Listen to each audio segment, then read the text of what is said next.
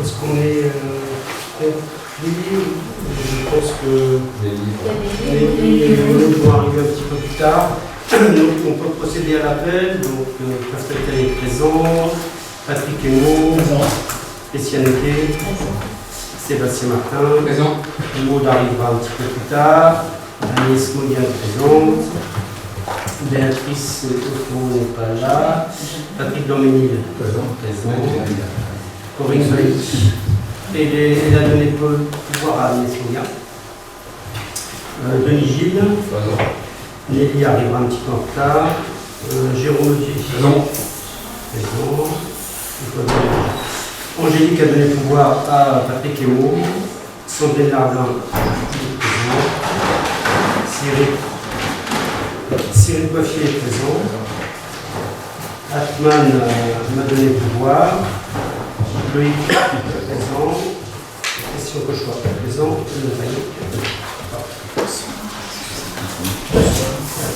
ah bah voilà, ici. Donc Nelly est présent. Maud aussi, c'est pas. On attend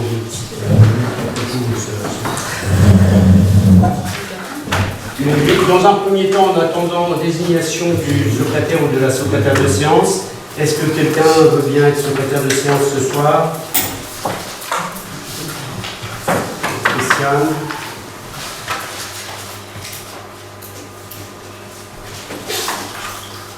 Merci. Et enfin, le premier point, avec l'adoption du procès-verbal du 8 juillet 2022. Vous avez eu l'occasion de le lire. Est-ce qu'il y a des remarques ou des points que vous voulez aborder sur ce procès-verbal? C'est bon pour tout le monde. Merci à l'unanimité.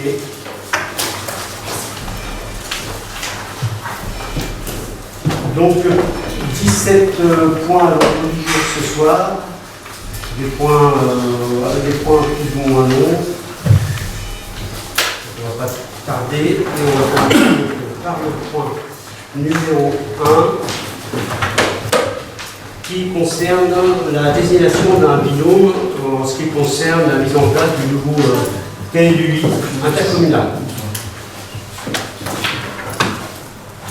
Donc l'objet, c'est les modalités de collaboration entre la communauté de communes et Lyon-Sandales et ses communes membres.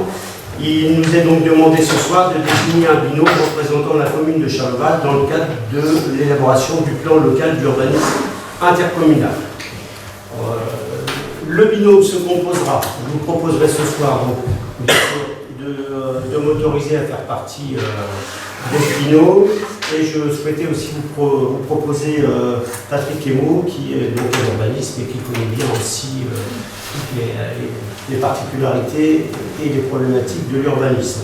Il faut savoir que, bien sûr, c'est nous qui représenterons la commune pour les différents ateliers du PLUI.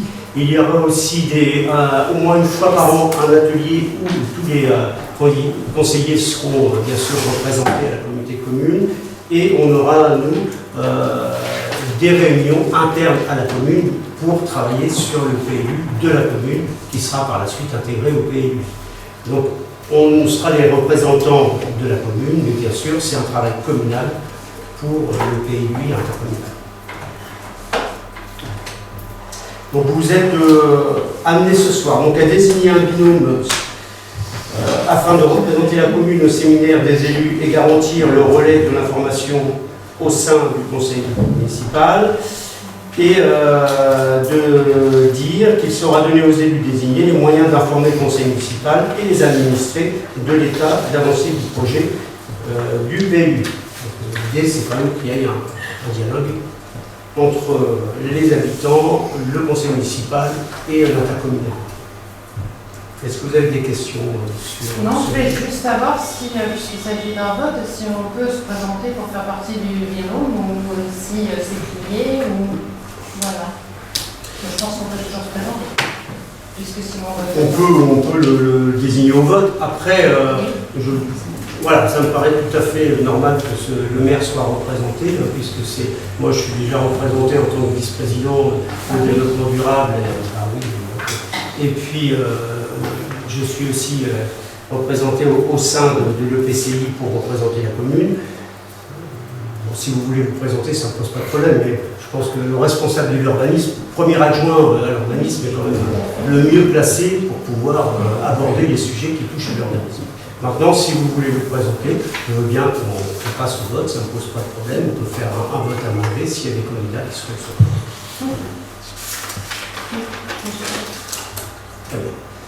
Donc, on peut passer au vote en ce qui concerne l'adjoint qui sera ou le conseil municipal qui représentera la commune pour l'élaboration du PLUI.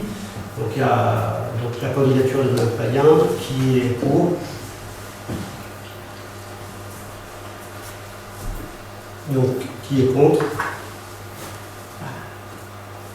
Très bien. Donc 2 voix. En ce qui concerne donc, cette représentation, avec la candidature de M. Patrick Hémaud, qui est pour. Donc, qui est merci, qui est contre. Merci. Donc, M. Hémaud représentera, sera élu référent avec le maire pour représenter la commune au sein de l'élaboration du PLUI non sans lettre.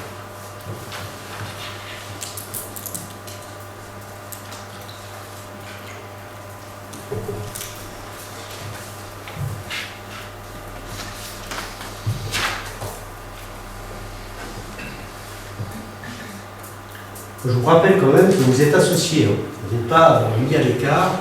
Il y aura aussi un travail municipal à effectuer, puisque ce n'est pas quand même la communauté de communes qui, bien sûr, va décider de ce qu'on fera sur le territoire de Charleroi. C'est quand même à nous de rapporter les éléments. Donc, rassurez-vous, vous serez associés. Vous ne serez pas de notre côté. Ce n'est pas 2 personnes qui vont décider de ce qui se passera sur Charleroi et comment on aménagera la commune dans le futur. Donc, début des ateliers la semaine prochaine. Je crois qu'on a un premier atelier la semaine prochaine où on commencera à mettre en place les équipes de travail. On peut passer au point numéro 2. Alors, le principe de mise en vente du logement numéro 15, Cité des Casquettes.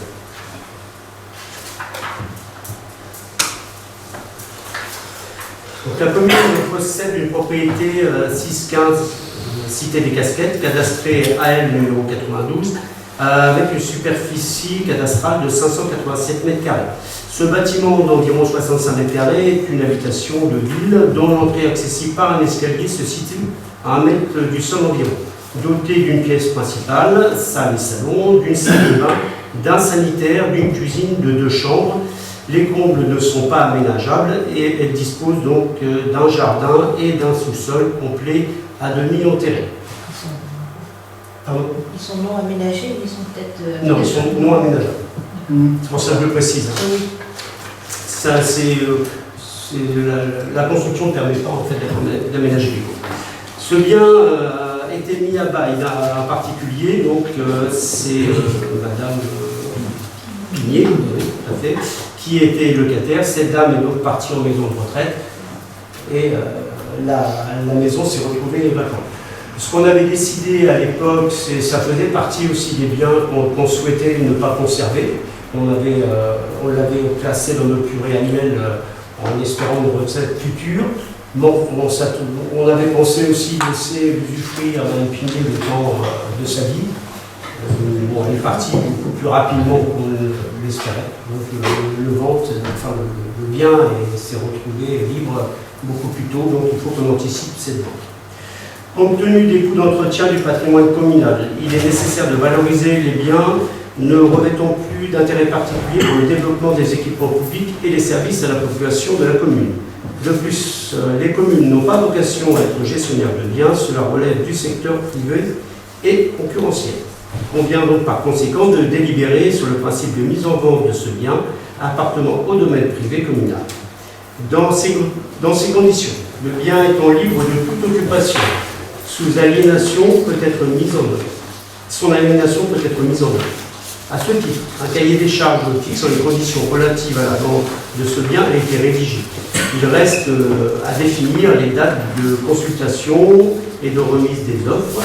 Les diagnostics obligatoires ont été réalisés, performance énergétique, amiante, installation intérieure de gaz et d'électricité.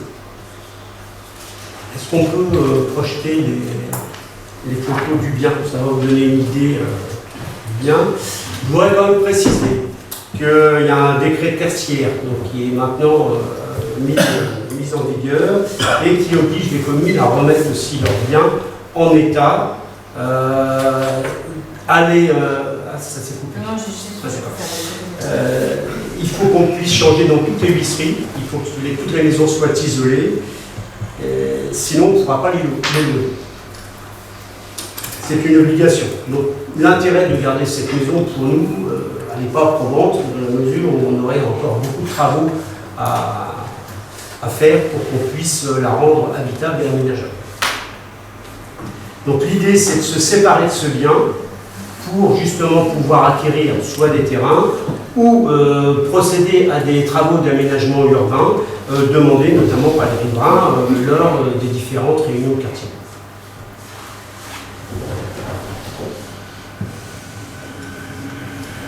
C'est une maison qui a été construite Dans les années 60.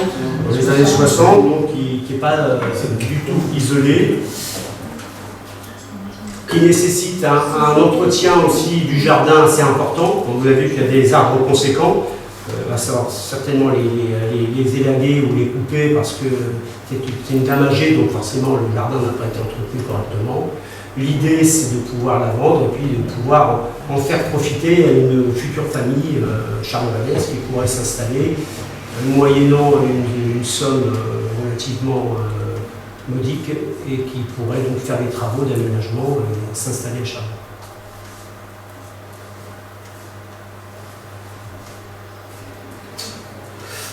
Donc cette maison est estimée entre 95 000 € et 110 000 €. Donc le prix de la mise en vente serait de 100 000 €. 100 000. 100 000, pardon. Pas 200 000. 100 000 €. Pardon. C'est un prix plancher. Le prix plancher, tout à fait. 500 Oui, c'est ça. Est-ce que vous avez des questions Ah, peut-être. au sujet de cette vente? 500 mètres carrés. Moi j'ai une question. Oui. La vente, ça se passe comme les deux maisons. Voilà. Donc c'est Il y a un cahier des charges et une les offre. gens répondent, émettent une offre Ouais.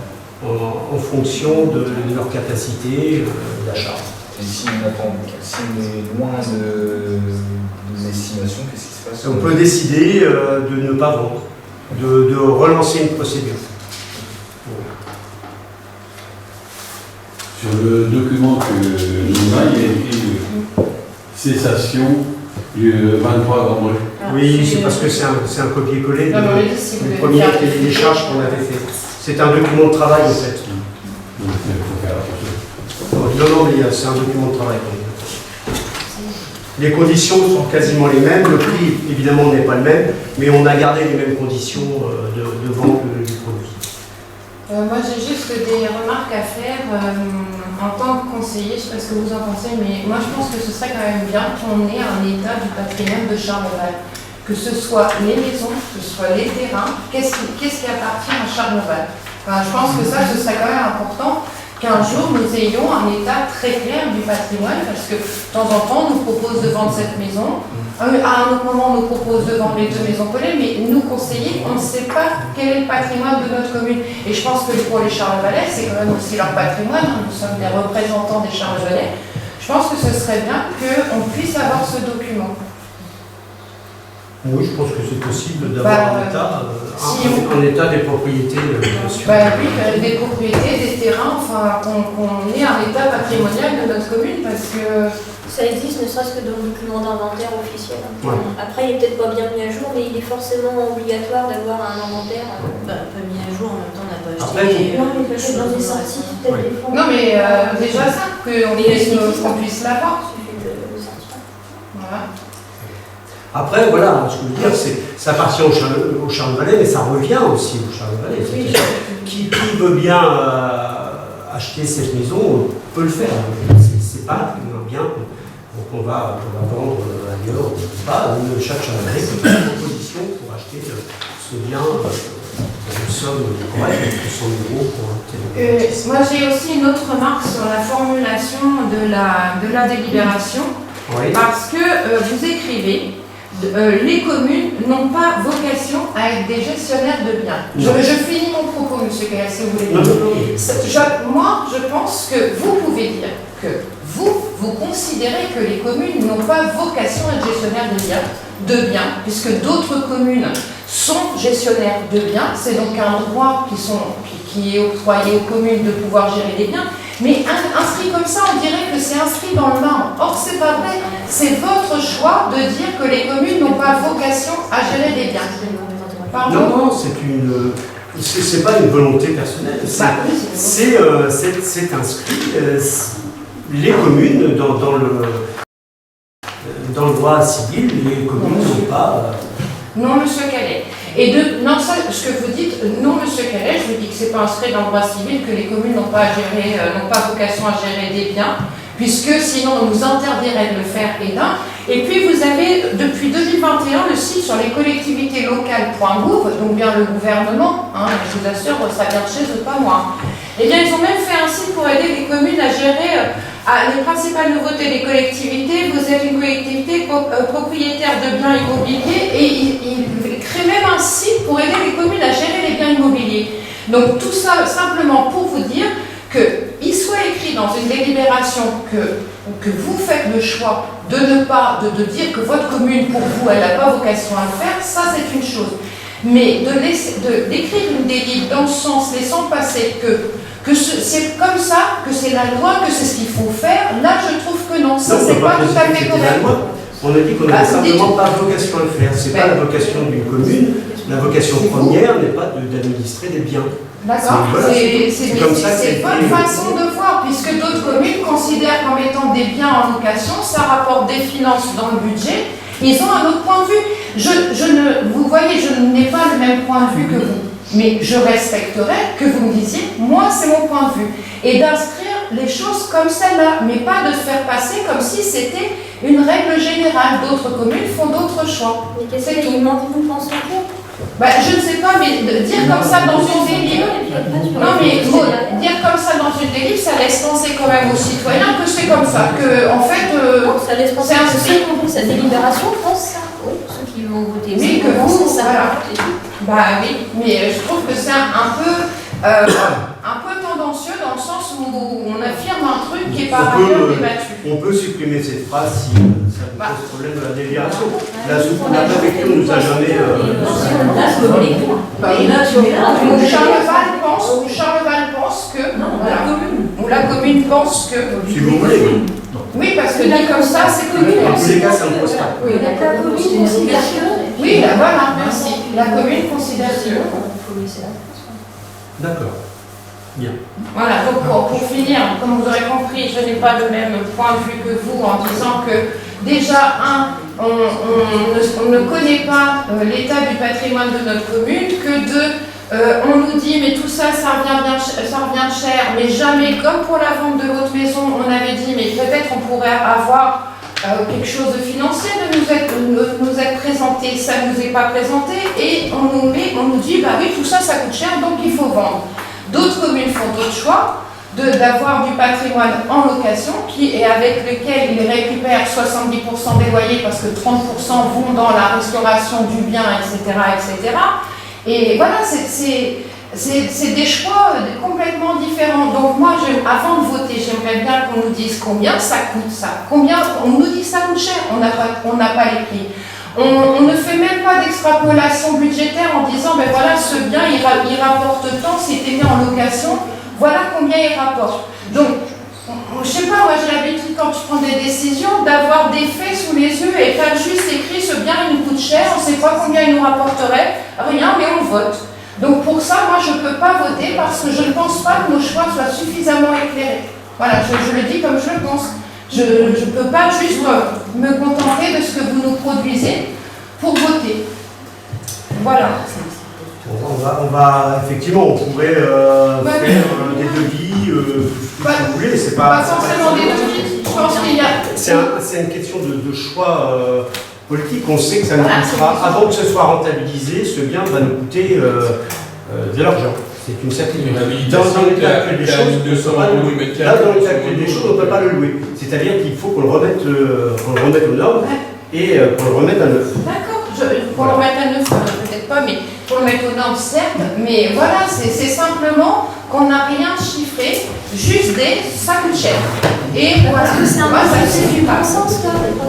Non, mais C'est de la gestion de patrimoine. Oui, bah oui, je vois un petit Voilà, peu ce que c'est que la gestion. voilà, de patrimoine. vous savez ce que coûte la réflexion des fonds.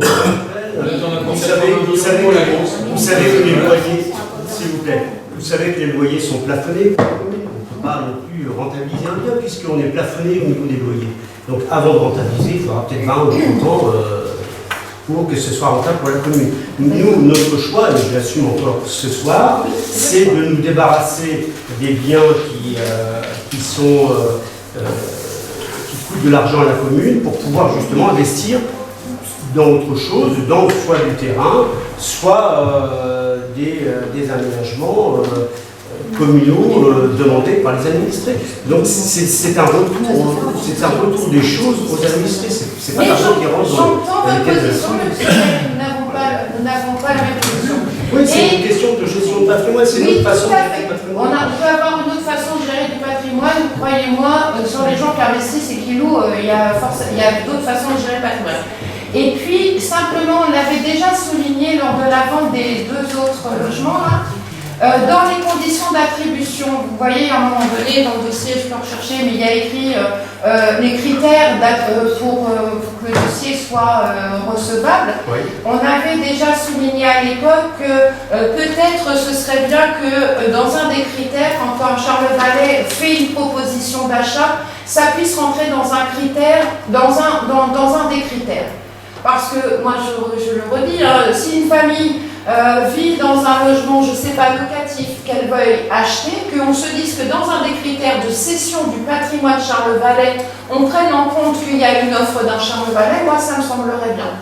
Là, c'est bien. Là, c'était le cas, ça a été que des C'est un Charles Vallet qui a acheté. Oui, mais là c'était une chance, enfin je ne Je sais même pas si réglementaire. C'est monsieur Chapelle. C'était Monsieur Chapelle, oui. Juridiquement. Mais ici, là, c'était une chance, ça a été une chance, c'est la sanction à Charles Vallet. Mais si on ne met pas dans le cahier des charges demain pour l'achat de C'est sûr qu'après, on va y veiller. Nous aussi, on est pro Charles Vallet. Enfin, Mais j'ai pas dit que vous ne non, ce que je veux dire, c'est que voilà, le bon sens, il est aussi. Enfin, nous, on est Mais pour pourquoi notre l'inscrire commune, pas donc il Non, mais ça c'est aura un problème, Madame la Pourquoi Présidente. Si l'inscrire pas? juridiquement, Si on est tous d'accord. c'est possible, s'il n'y a pas de jurisprudence, moi ça ne me Voilà. dérange pas de le faire. Voilà, bah, c'est tout ce qu'on demande. On a eu de la chance la dernière fois sur les Charles Vallet qui ont acheté. Comment On peut Parce qu'elle a mis peut-être que Et que ce soit inscrit dans le cahier des charges. ce sera prioritairement. Mais ça veut dire aussi que si le hors commune il propose 100 000 Oui, euros et ça. que le commune il propose 50, on va lui vendre. Ah Non, il y a des comptes. Non, c'est pas ça que je dis. Non, c'est à valeur égale. À valeur égale. Si c'est à valeur égale, effectivement, on privilégiera. Ça ne pose pas de problème. Très bien, je vous remercie, monsieur Caillé. D'accord. Est-ce qu'on peut passer au vote? Donc en ce qui concerne le point de le principe de vente du logement, est-ce qu'il y a des votes contre? Est-ce qu'il y a des abstentions? Je vous remercie. Donc le point numéro 3, c'est un point qui concerne les demandes de garantie d'emprunt, plus pour mon logement 27. On avait déjà délibéré en ce sens, et il y a... c'est au mois d'août qu'on a délibéré, au mois de juillet qu'on a délibéré ou Non, décembre. en décembre, donc il y a déjà un moment. Donc en décembre, on avait déjà délibéré pour donc autoriser ces demandes de garantie d'emprunt en plus, et maintenant il faut qu'on le finalise. Donc c'est à hauteur, l'Assemblée délibérante de la commune de Charleval accorde sa garantie à hauteur de 60% pour le remboursement d'un prêt d'un montant de 770 067 €, souscrit par l'emprunteur auprès de la Caisse des dépôts et consignations selon les caractéristiques financières et aux charges des conditions du contrat de prêt, 138 168 constitué de 2 lignes de prêt. La garantie de la collectivité est accordée à hauteur de la somme principale de 462 040,20 €, augmentée de l'ensemble des sommes pouvant être dues au titre du contrat de prêt. Le dit contrat est joint en annexe et fait partie intégrante de la présente délibération. Donc, est-ce que vous avez pu regarder le contrat qui a été joint en annexe? Bon, il s'agit d'une pratique courante, en sachant que comme ce sont les bailleurs sociaux qui investissent pour la commune en général garantit.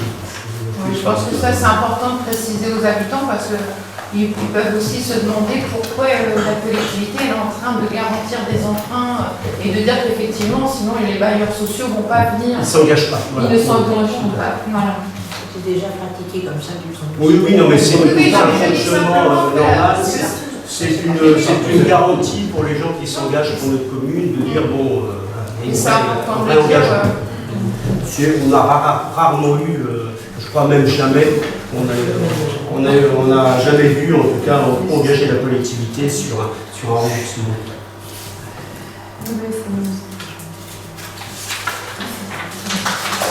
Donc, est-ce qu'il y a des questions sur ces garanties de prêt? L'État n'intervient jamais pour garantir des emprunts comme ça pour les bailleurs Non. sociaux, c'est que les collectivités. Collectivité. l'État il intervient avec de ces emprunts-là qui sont déjà aidés. Oui, c'est ça, parce qu'en fait, ce sont déjà des emprunts en état. Le département. Et quoi, nous, on ne garantit que 60%, c'est parce C'est le qu'il y a département d'autres qui personnes garantit les 40%. c'est le département qui garantit 40%. Ça. D'accord. Qu'est-ce qu'il y a des votes contre? Des abstentions? Donc à l'unanimité, je vous remercie. Bon, les logements avancent bien, malgré une pénurie de briques qu'on a dû anticiper. Ils ont trouvé une brique équivalente, c'est pas la même, mais c'est une brique qui a des pouvoirs isolants identiques et qui pèse surtout la même chose. Les fondations n'étaient pas prévues pour recevoir par exemple des parpaings, donc on a dû s'orienter vers d'autres types de briques. Bon, en tout cas, ça a repris là et puis ça avance bien en ce moment. On a une deuxième, numéro 4, c'est la même chose pour le deuxième prêt, c'est ça? Donc le prêt, comme je vous l'ai dit tout à l'heure, il y avait 2 lignes de prêt, donc il faut une délibération par ligne de prêt. Là, l'Assemblée délibérante de la commune de Charleval accorde sa garantie à hauteur de 100% pour le remboursement d'un prêt d'un montant de 390 703 €, souscrit par l'emprunteur auprès de la Caisse des dépôts de consignation. Selon les caractéristiques financières et aux charges des conditions du contrat de prêt 138 169, constitué de lignes de prêt, la garantie de la collectivité est accordée à hauteur de la somme principale de 390 703 €, donc 100%. Augmentée de l'ensemble des sommes pouvant être dues au titre du contrat de prêt. Le dit contrat est joint en annexe et fait partie intégrante de la présente délibération. C'est la même chose que tout à l'heure, mais c'est sur le deuxième prêt. Les 2 prêts qui ont dû être souscrits pour la construction de ces logements. Est-ce que vous avez des remarques sur ce deuxième prêt? Non, j'espérais que ça a pris du retard, donc les coûts ont sûrement augmenté. Et pour avoir assisté à des réunions avec les différents artisans, le logement à n'est pas forcément une bonne proposition, étant donné que ça a pris du retard, et que, notamment les plombiers par exemple, qui ont dit qu'il y l'an dernier et qui se retrouvent avec des augmentations terribles. Et même si le cahier des charges est signé à prix ferme, les négociations vont être comprises. Donc, c'est prêt, on espère qu'on ne va pas charger plus. C'est compliqué. On le subit à tous les niveaux, hein. C'est très très compliqué. Maintenant, les projets qui évoluent sans cesse et on n'arrive plus à avoir des marchés à prix fixe. C'est toujours des marchés à prix évolutif, c'est-à-dire qu'il y a toujours malheureusement des avenants qui viennent s'ajouter au marché. Ça devient compliqué. Pour lancer des projets, surtout sur des grosses sommes, c'est donc là, on n'est pas concerné, c'est mon logement 27 qui absorbe effectivement les charges supplémentaires, mais bon, ils nous ont fait comprendre que c'était, voilà, c'est quand même un projet qui leur coûte cher. Mais ils se sont engagés à finir dans les meilleures conditions. Donc, est-ce qu'il y a des votes contre, des abstentions? Donc, à l'unanimité pour cette garantie de frais. Je vous remercie. Donc, je vais passer la parole à Madame Riquet pour les ouvertures dominicales. Non, c'est non. Non, eh bien, je reprends la parole. Allez, C'était bref. Oui, C'était j'avais bref. fait l'année dernière. Donc, moi, je veux très bien, donc je vais le faire moi-même. Donc, ça concerne les ouvertures du dimanche en ce qui concerne Carrefour Market. Donc, ça concerne le 8 janvier, le 9 avril, le 30 avril, le 7 mai, le 28 mai, le 16 juillet, le 3 septembre, le 12 novembre, le 10 décembre, le 17 décembre, le 24 décembre et le 31 décembre. Comme d'habitude, nous avons transmis cette demande aux différents syndicats qui ont répondu ou pas. Donc, ils n'ont pas répondu. Voilà, on considère qu'ils sont d'accord.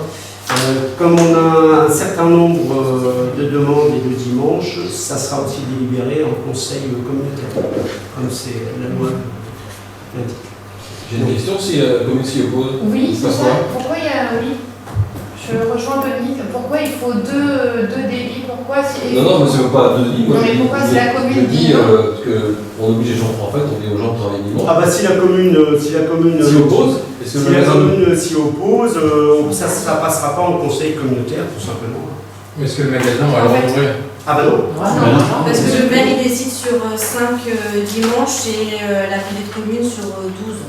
Ah. Et donc après l'avis en conseil, l'avis en conseil communautaire, il y a un arrêté du maire qui est pris. Donc les avis, ce sont que des avis. C'est le maire à la fin qui décide. D'accord, donc voilà. Est-ce qu'il y a une augmentation par rapport à l'an passé? Non, c'est toujours la même quantité. Et c'est le dimanche matin. On vote pour les gens Comme, et c'est une obligation. D'abord, ils sont obligés aussi de demander à leur personnel s'ils sont d'accord. Et après, nous, on est obligé de demander. Et aucun au syndicat. syndicat du personnel n'a répondu à Défavorablement. donner son avis. Non. Enfin, en tout cas, il n'y a jamais eu de retour défavorable. En ce qui concerne, c'est l'ouverture de.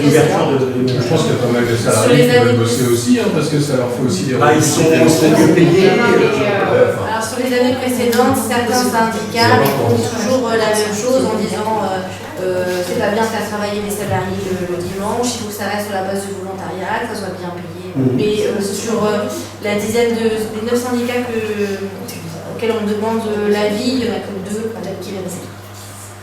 On doit consulter les syndicats d'employés et d'employeurs. Oui, une question peut-être bête, mais pour moi c'est ouvert tous les dimanches matin, le supermarché, donc c'est pour des Oui. journées entières. Hein. Oui, Ah oui.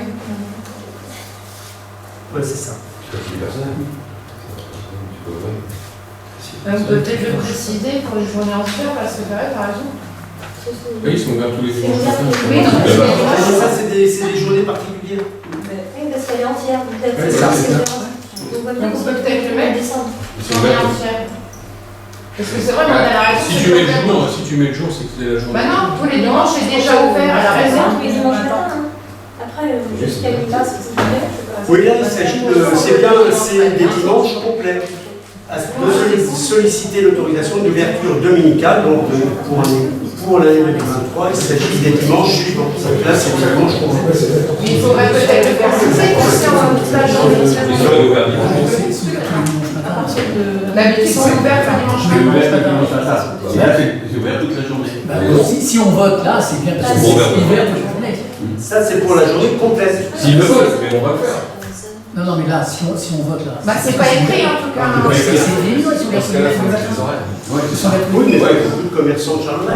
il faut marquer de 9h à 18h. Ah non, je ne mets pas d'horaire, parce que c'est pas possible. On considère que c'est une demande du magasin qui a vu avec son personnel. Donc, pas pourquoi on irait dire non. Pourquoi le 8 janvier, par exemple, ils vont voter la Ah oui, journée vous La avez galette. la date. Ah, pour la galette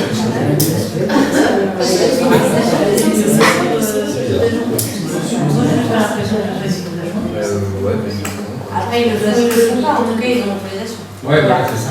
Après, ils font mais bon, les anticipent. Alors, je peux vous lire le courrier si vous voulez, si ça peut vous rassurer. Je me permets de m'adresser à vous dans le cadre de la faculté qui vous est offerte par l'article L du Code du travail issu de la loi dite Macron. En effet, l'article L3132-26 vous permet d'autoriser les établissements de commerce et de détail à déroger à la règle de repos dominical et par conséquent à demeurer ouvert 12 dimanches par an avant déduction de l'ouverture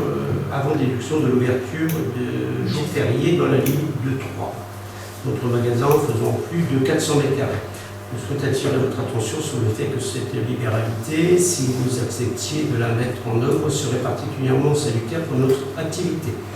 Nous savons aussi par expérience des magasins que notre enseigne traditionnellement ouvert le dimanche matin, que ces ouvertures dominicales créent un dynamisme commercial au sein de la commune concernée. Enfin, que vous puissiez, en vertu des dispositions de la loi, prendre un arrêté municipal avant le 31 décembre 2022 et après avis de votre conseil municipal et de la communauté commune en l'occurrence. Nous vous communiquons ci-dessous les dates auxquelles nous souhaiterions bénéficier d'une ouverture exceptionnelle le dimanche. Au titre de 5 dimanches autorisés par arrêté municipal sur seul avis du conseil municipal et les autres à titre autorisé par le conseil municipal avec avis conforme de la communauté de communes. Donc là, ce sont bien des dimanches complets.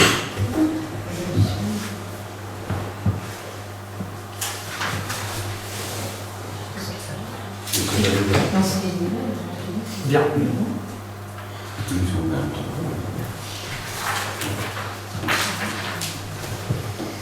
Donc, qu'est-ce qu'on peut soumettre au vote? S'il n'y a plus de remarques, donc est-ce qu'il y a des votes contre? Des abstentions? Je vous remercie. Passons au point numéro 6, les travaux d'aménagement de sécurité sur la D1EA. Donc, les travaux de sécurité sur la D1EA, rue de la Gare et rue du Catelier, c'est donc la convention de mandat avec le département de l'Eure sur la phase 1.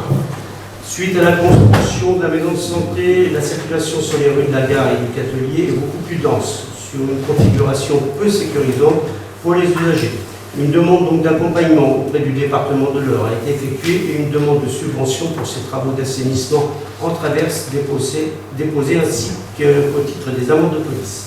Ces travaux s'effectuant sur le domaine public départemental, il convient que le département et la commune signent une convention autorisant la commune à réaliser l'ensemble des opérations projetées. Le financement de l'opération est assuré par la commune avec une participation prévue du département de l'Eure à hauteur de 50% pour les travaux de sécurisation de la gare, de la rue de la Gare et de la Grande Rue, ainsi que la DREA. Et donc, à l'issue des travaux d'exploitation, l'entretien de la gestion des ouvrages faisant objet de travaux seront assurés par la commune. L'aménagement d'une écluse donc à hauteur de 13 003 euros, subvention donc du département à hauteur de 6 500 euros, le cheminement piétonnier à hauteur de 25 002 euros hors taxe, subvention du département à hauteur de 12 501 euros. Et enfin, la sécurisation d'un carrefour avec signalisation à hauteur de 27 987 euros, subvention du CD27 à hauteur de 13 963 euros. Il vous est donc proposé ce soir d'approuver les termes de la convention de mandat portant réalisation d'assainissement de traverse sur la D1EA, rue de la Gare et rue du Catelier, puis à intervenir entre les départements de l'Eure et la commune. D'approuver le plan de financement tel que présenté et d'autoriser M. le maire à signer donc la dite convention. La D1EA, c'est la rue du Catelier. Donc, pourquoi on appelle quelquefois rue du Catelier, à d'autres moments la D1EA? En fait, elle a été renommée. Son vrai nom, c'est DREA. Parce que c'est départemental Voilà. d'origine. Mais pour une question d'adressage, on l'a renommée pour que ce soit plus facile. Cette départementale est déclassée. Le but de ces travaux, c'est de remettre cette route en état, qu'elle soit déclassée, qu'elle ne soit plus une départementale, mais qu'elle redevienne une route communale, et qu'on puisse, nous, ensuite, la rebasculer dans le domaine de l'intercommunalité. C'est un jeu assez particulier. C'est pour ça que les départements nous aident, nous subventionnent pour la remettre en état et qu'on puisse la rebasculer après dans le giro de la communauté de communes, une fois qu'elle sera refaite à neuf. Comme ça, on n'en aura plus l'entretien, mais c'est la communauté de communes qui en aura l'entretien.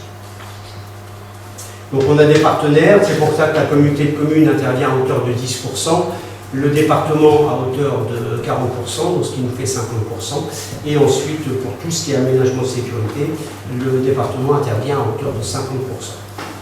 Ce qui laisse quand même à charge, et l'autre jour je n'avais pas la réponse, mais maintenant je l'ai, ça laisse quand même à charge 50% sur la totalité à la commune. Sur 300 000 €, on devra quand même payer 160 000 €. Donc c'est quand même un reste à charge assez important pour le commune.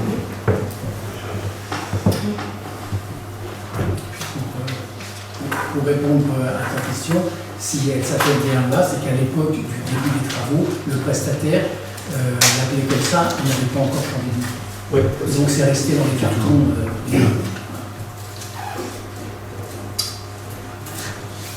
Donc est-ce que vous avez des questions? Bon, c'est quand même un plus pour la commune. C'est d'autant plus intéressant que ça va vraiment créer un lien entre le centre-bourg et le plateau situé près de la gare. Là, il y aura vraiment un lien piéton. On a d'ailleurs fait quelques remarques, notamment il faut qu'on rajoute un passage piéton entre l'église et le trottoir en face pour pouvoir. Mais je trouve que c'est une belle réalisation, en tout cas. Oui, ce qui a été C'était bien pensé. C'est bien pensé par le cabinet, c'est sûr. Puis de toute façon, avec ce qui va se créer entre la salle des fêtes, le projet de Sophie Gué et de Laura là-haut, enfin bon, je pense qu'il va y avoir aussi. Donc vous disiez la dernière fois, mais on était en réunion avec les habitants et l'ambiancé, mais peut-être préciser que de quand à quand on voit avec les travaux. Alors les travaux étaient prévus pour débuter en novembre, mais ils débuteront en janvier. Voilà. Ce qui nous laisse un délai pour communiquer avec les habitants, les riverains du moins, et ça nous laisse aussi une certaine flexibilité pour mettre en place tous les aménagements de sécurité. C'était un peu, le mois de novembre, c'était un peu court. Donc, moi, ça m'arrange bien de glisser sur janvier, et ça va basculer aussi au niveau du paiement du solde des travaux, ça nous basculera en 2023-2024. Donc ça sera plus souple. Et le temps de travaux prévus, lors de la réunion, on disait un mois, c'est ça? 4 semaines sur la première tranche. Et la fin des travaux se fera le train. Oui, parce qu'il y a une phase 1 et une phase 2. Il y a une phase 1 et une phase 2. La phase 1, ça concerne de l'église, sécurisation du carrefour de l'église et du carrefour de la rue de la Gare, et la sécurisation jusqu'à l'entrée de la... Oui, de la halle. Voilà, de la halle.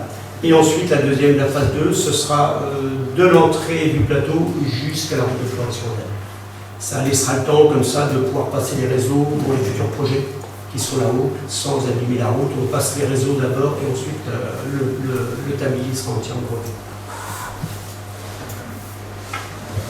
Est-ce que vous avez d'autres questions? Donc, est-ce qu'il y a des votes contre? L'abstention? Donc, à l'unanimité. Je vous remercie. Passons maintenant au point numéro 7.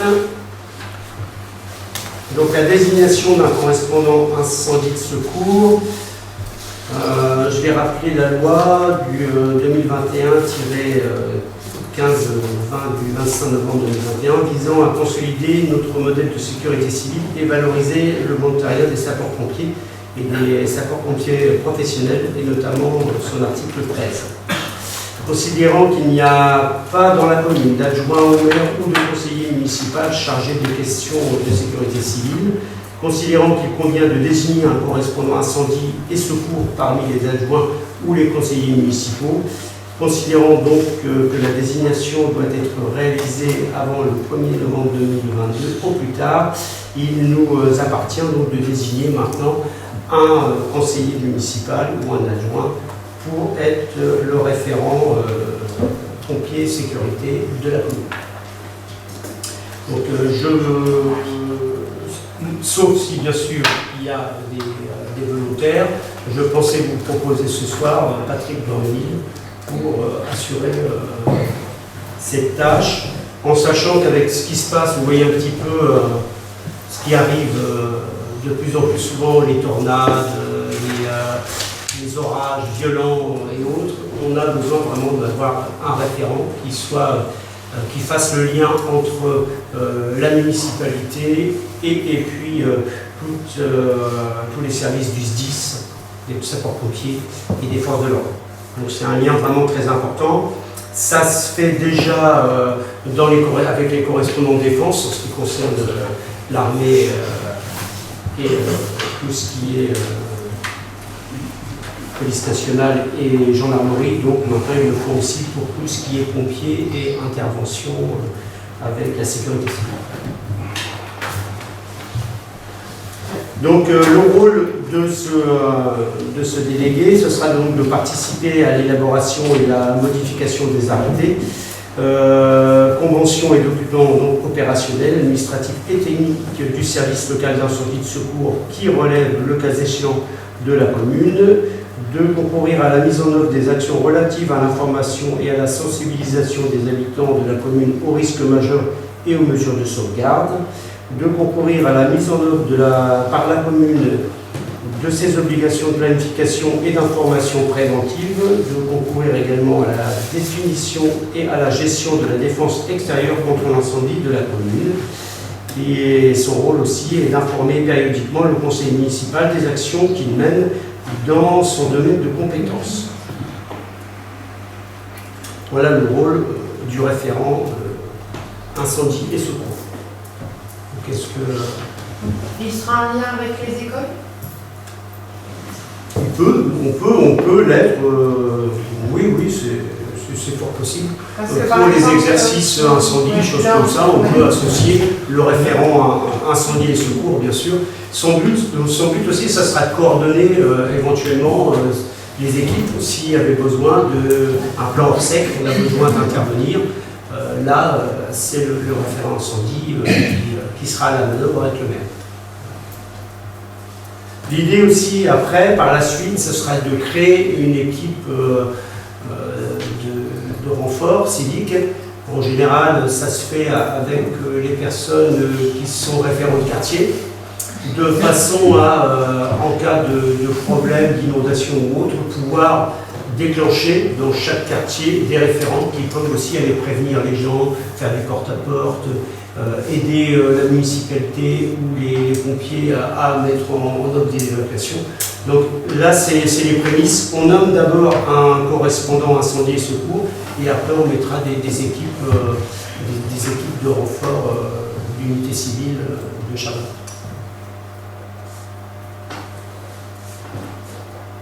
Est-ce que vous avez des questions?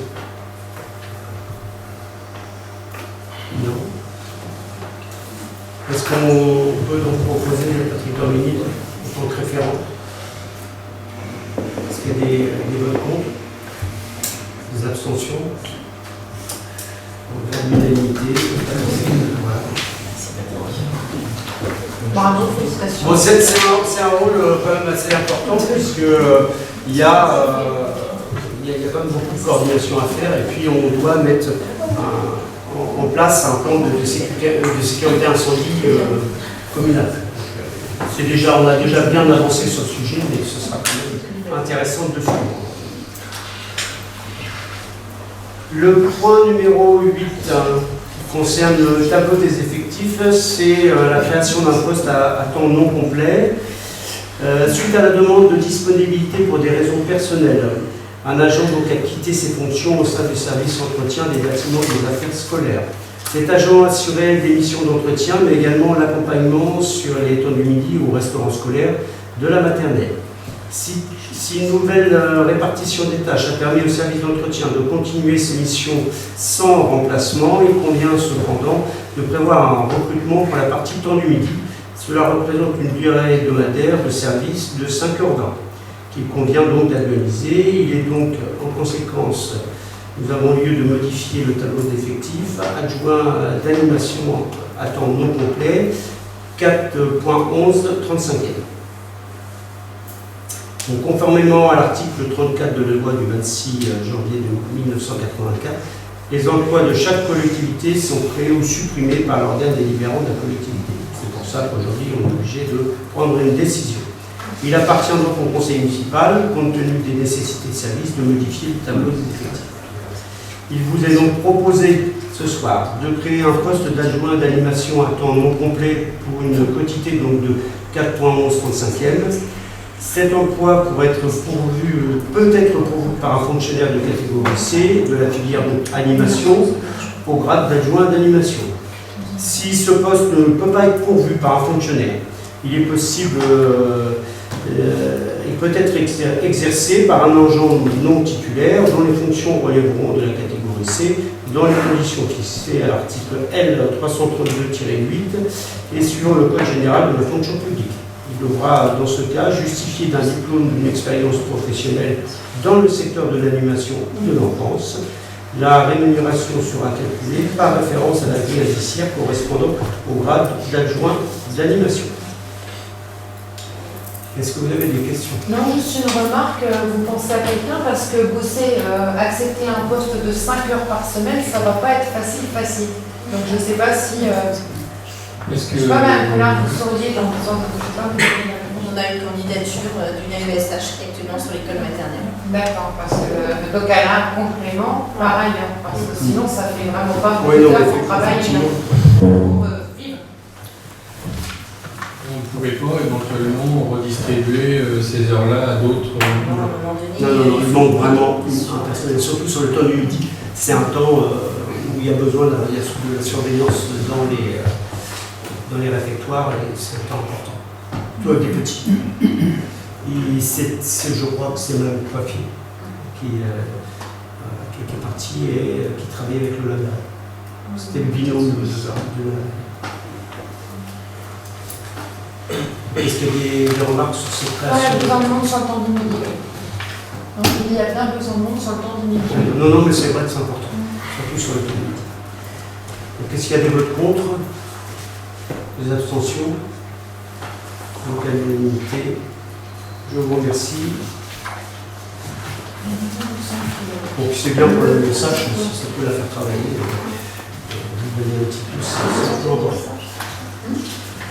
Le point numéro 9, c'est le rapport d'activité de la communauté de communes Lyon-Sandel. Je ne vais pas trop m'étendre sur le sujet, vous l'avez tous reçu en dématérialisé. Donc à moins qu'il y ait des questions particulières, vous avez pu le suivre. Il est consultable aussi en mairie. S'il y a besoin, vous pouvez venir le consulter en mairie, il n'y a pas de souci. Donc ça c'est juste de l'information. Il en est de même pour le rapport du siège. Pour ceux que ça intéresse, le siège, c'est donc le syndicat qui gère l'électricité et le gaz. Je ne vais pas m'étendre sur le sujet, mais je vous donnerai une information tout à l'heure en ce qui concerne le siège. À moins que vous ayez des questions. En tout cas, n'hésitez pas, mais je vous en parlerai tout à l'heure. Je vais passer maintenant la parole à Mme Dalissier, puisque c'est une question qui concerne le conservatoire.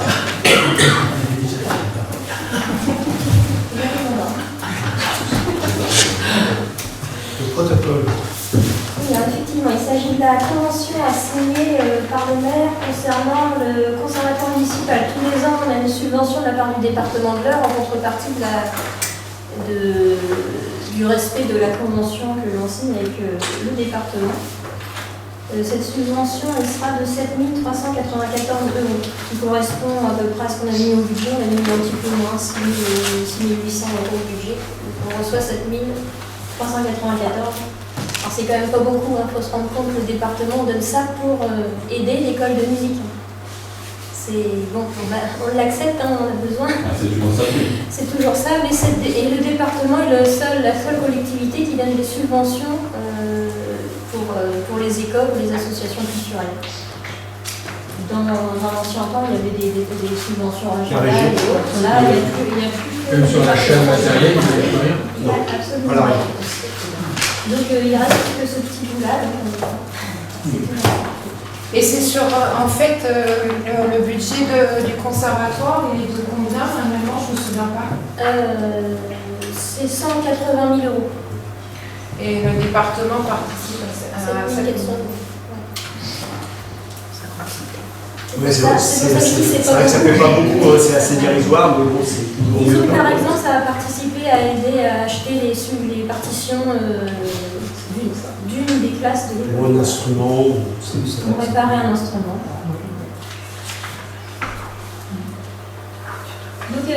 Donc là, il s'agit d'autoriser la signature de la convention. Non, on n'en veut pas des choses comme ça. Donc est-ce qu'il y a des votes contre? Des abstentions? Non. Merci.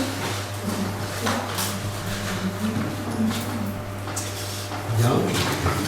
On vérifie pour vous, c'est fini. Je vais passer la parole à Théo pour la réforme de la taxe d'aménagement et la révision. Révision, pardon. Révision. Donc la taxe d'aménagement, le principe, là, l'objet, c'est le reversement obligatoire du produit de cette taxe d'aménagement perçu par les communes au profit de l'intercommunalité. Donc quand on a vu ça, on s'est dit, oh là là, mon Dieu, il faut un peu plus de sous, il va falloir tout redonner à l'EPCI, à la communauté de communes. Donc, je lis le texte et puis après on en parle. Tout ou partie de la taxe perçue par la commune est reversée à l'établissement public de coopération intercommunale, la communauté de communes, compte tenu de la charge des équipements publics relevant sur le territoire de cette commune de leurs compétences, dans les conditions prévues par délibération concordante du conseil municipal et de l'organe délibérant de l'établissement public de coopération intercommunale.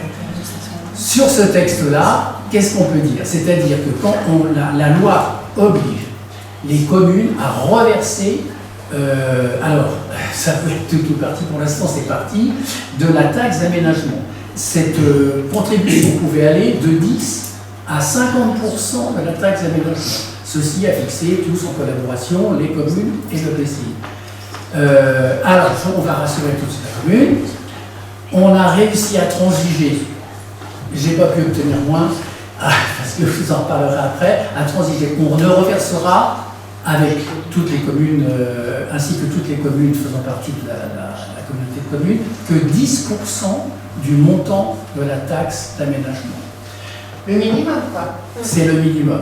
Donc on s'est calé au minimum, alors en sachant qu'il pourrait y avoir à l'avenir même ce qu'on appelle une clé de répartition, parce que comme ces sommes vont être normalement affectées, utilisées par la communauté de communes pour toutes les infrastructures de voirie, j'avais proposé, bon ça peut être accepté tout de suite, mais c'est pas dit que je perde tout le temps, j'avais proposé que la clé de répartition soit sur la longueur du réseau routier, ce qui me semblait à peu près normal, mais bon, pour l'instant c'était difficile à obtenir parce que tout le monde, il fallait voter très très rapidement. D'accord. Et non, juste pour comme ça, exemple, la longueur du réseau routier de Lyon est beaucoup plus grande que le nôtre. D'accord. Et en fait, il va participer beaucoup moins. Mais bon, c'est comme ça, donc on reverra. C'est ça la communauté, mon cher Patrick. Non, mais on retravaillera. Là, il fallait faire très vite, parce que le texte était à voter très vite, à montant en décembre, que tout le monde soit d'accord. Donc c'est 10%. Alors 10% de quoi à la c'est combien en fait? Ça représente combien? 11 000. C'est 11 000. 10% de 11 000. 10% de 11 000. C'est 10% de 11 000. Ça va faire 1 000 €. 1185. Voilà, donc c'est... Voilà, pour la période 2019-2021, c'était 11 852 € et nous, on reversera 1185. Ouais, c'est pour ça. Je trouve que le compromis était, Voilà. était correct. C'était dans une commission de la communauté des communes. C'est à la CDC où ça a été débattu. Oui. En fait, C'est la CDC à la communauté de communes. c'est une décision qui a été prise assez rapidement parce qu'à l'origine, on aurait dû voter pour le 1er octobre.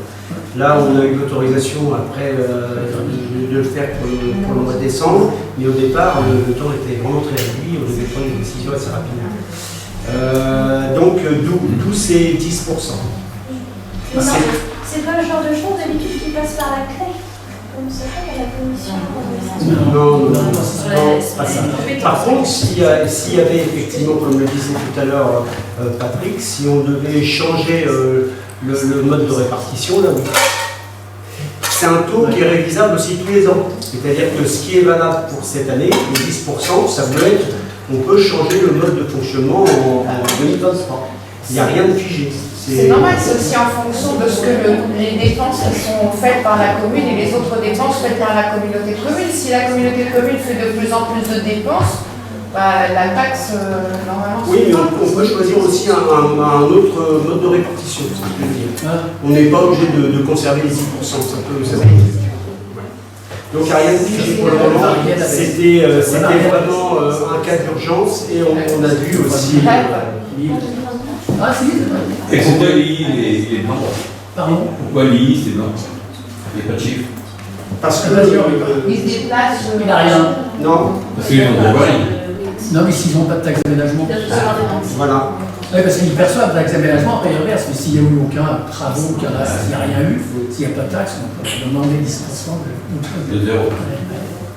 Et il fallait vraiment que ce vote soit concordant, que toutes les communes votent 10% pour que ça puisse être accepté au contrôle de l'État.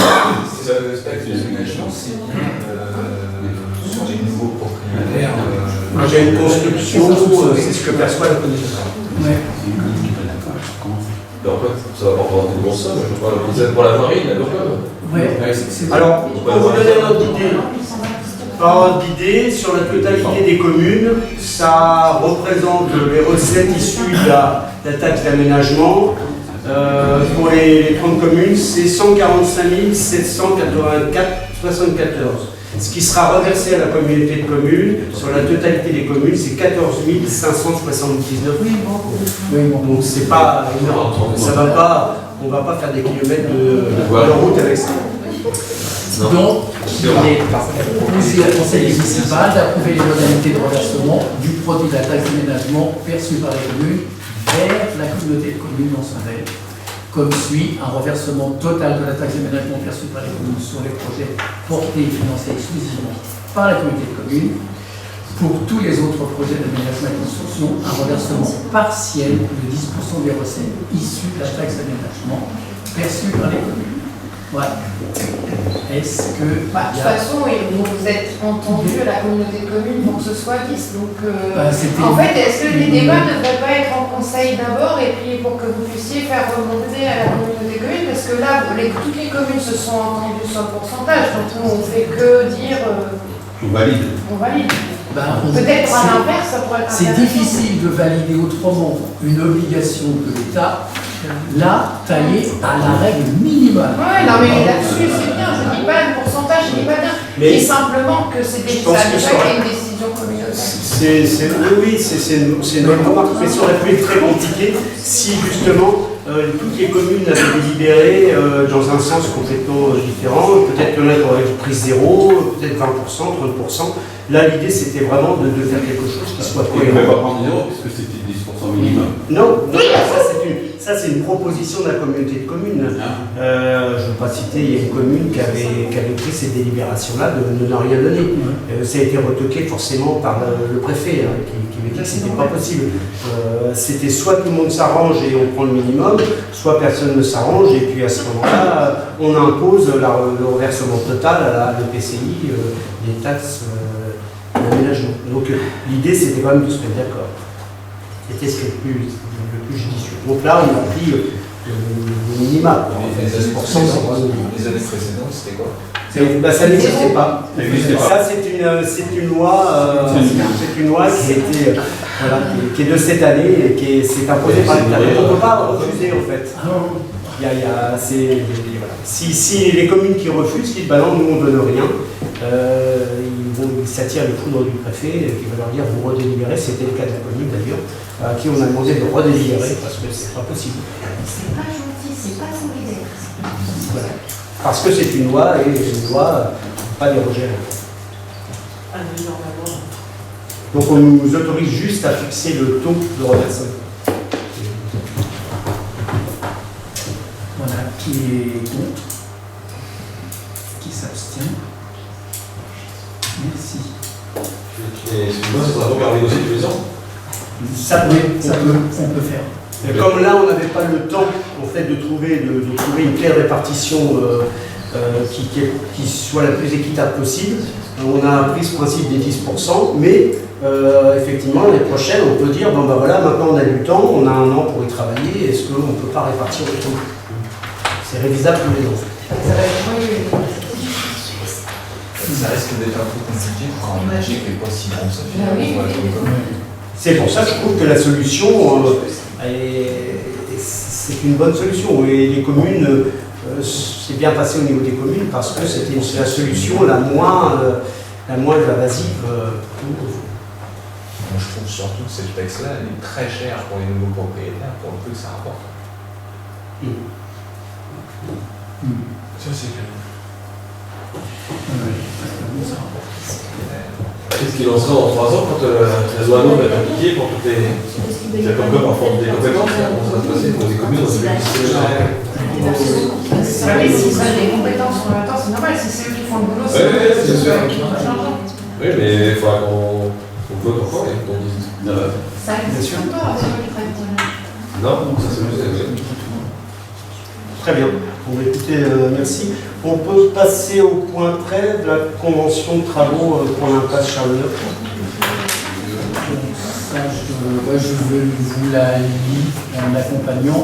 Bon, ça concerne les travaux de voirie, c'est la programmation de travaux sur l'impasse Charles-Neuf. D'accord? On est à l'impasse Charles-Neuf. La voie communale impasse Charles-Neuf, classée d'intérêt communautaire, nécessite un aménagement impliquant de prendre en compte des travaux de voirie. Elle est, on va dire, dans un langage vulgaire, elle est défoncée. Cette pauvre impasse, je vous l'avais prévenu. Ce projet est considéré comme travaux neufs dans le cadre de la politique menée par la communauté de communes, l'ensemble d'elle. Aussi, l'étude niveau projet a été menée sur cette crise. Celle-ci a permis de définir les travaux à réaliser et d'estimer le coût de l'opération à hauteur de 16 382,50 hors taxe. C'est pas cher. Ces opérations sont réalisées sous maîtrise d'ouvrage de la communauté de communes avec un financement partagé à hauteur de 50% entre cette dernière et la commune sur la base du montant hors taxe. Compte tenu de ces éléments, la commune confirme sa volonté de réaliser cet investissement et le projette sur l'exercice 2023. Néanmoins, ce calendrier doit être validé par la communauté de communes, non sans d'aide. On sera d'accord ici, je l'espère. Ainsi, la présente délibération a pour objet de valider les travaux d'aménagement sur l'impasse Charles-Neuf, son financement et de proposer sa programmation à la communauté de communes, sous réserve de l'approbation de la communauté de communes, non sans elle, la participation de la commune sera versée via la signature d'une convention de fonds conclu qui fera l'objet d'une délibération future et concordante entre la commune et la communauté de communes. Voilà, donc sur le projet de ces travaux, à la hauteur des montants dont je vous ai fait part, il est proposé au Conseil d'autoriser M. le maire à notifier à la communauté de communes la volonté de réaliser les travaux d'aménagement de la voie communale impasse Charles-Neuf sur l'exercice 2023. Et de rappeler que l'opération est prise en charge à hauteur de 50% par la commune. Voilà, donc on n'a pas de plan, on n'a pas de... Si, Vous l'avez eu. Par contre, c'est tout petit.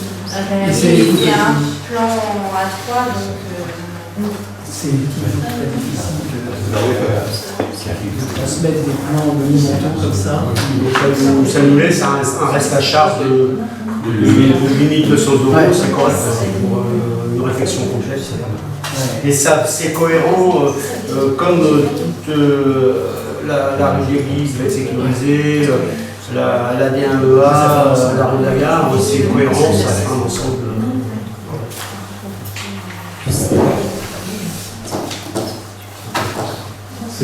Voilà, donc si... Ah non, il faut l'assainissement de travers, parce que Est-ce qu'il y a des voix contre? Est-ce qu'il y a des abstentions? Eh ben, merci pour ça, madame. Enfin, pour les habitants, c'est pas la peine. Non, mais c'est bien pour les habitants, parce que ça va. L'idée, c'est d'essayer chaque année de refaire au moins une route ou une impasse qui est en mauvais état.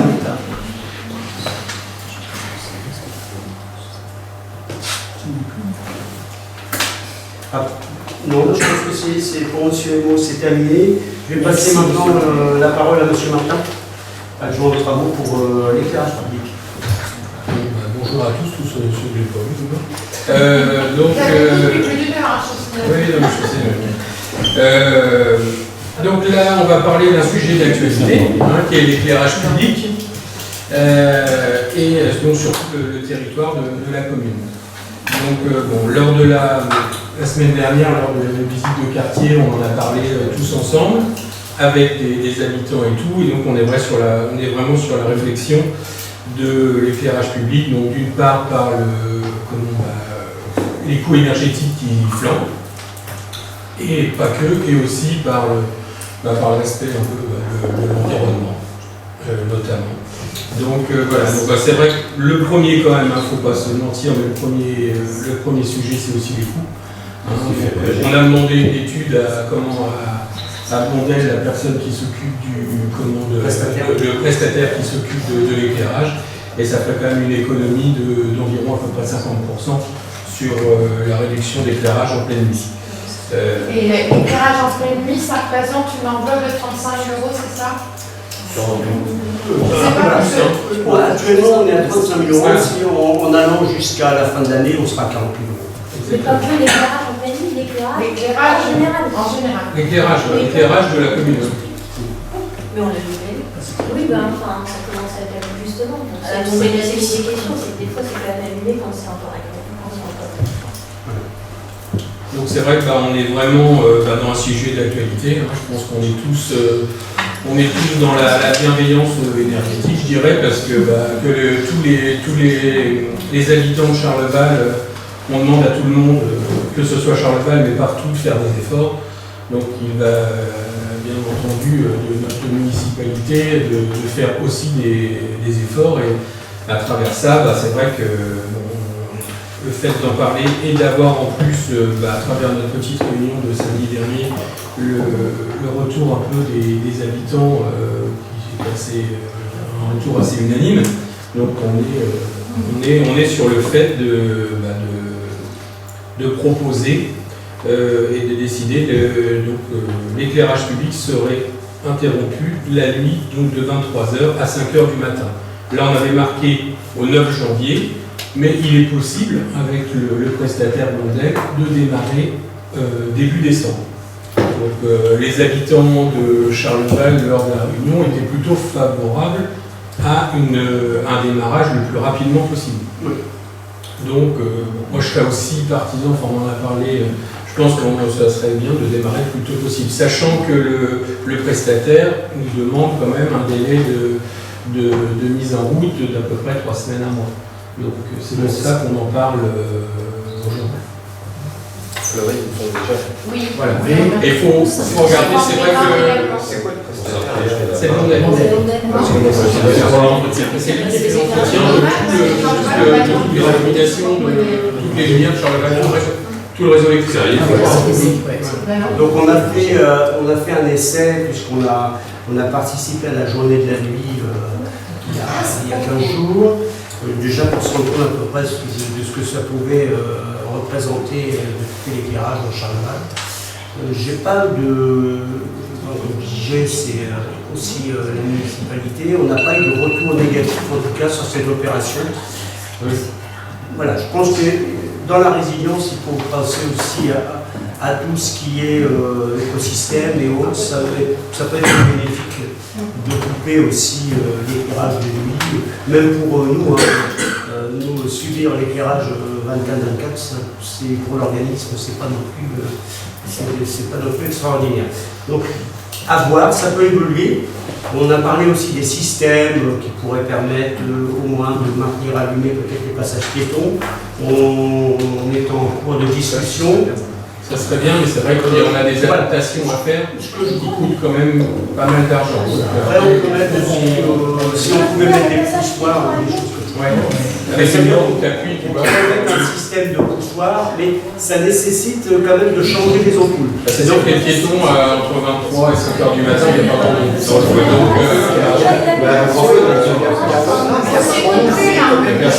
il y a quand même 2 ou 3 petits restos dans la rue principale. Ils peuvent sortir à plus de 23 heures. C'est un peu tôt, 23 heures. Pour 5 heures, c'est minuit 5 heures. Je regarde tous les week-ends. Par expérience, moi je vous livre l'expérience. il faut faire un essai. Il faut qu'on fasse un essai sur la plage 23-5 heures. Vous parlez pas tous en même temps.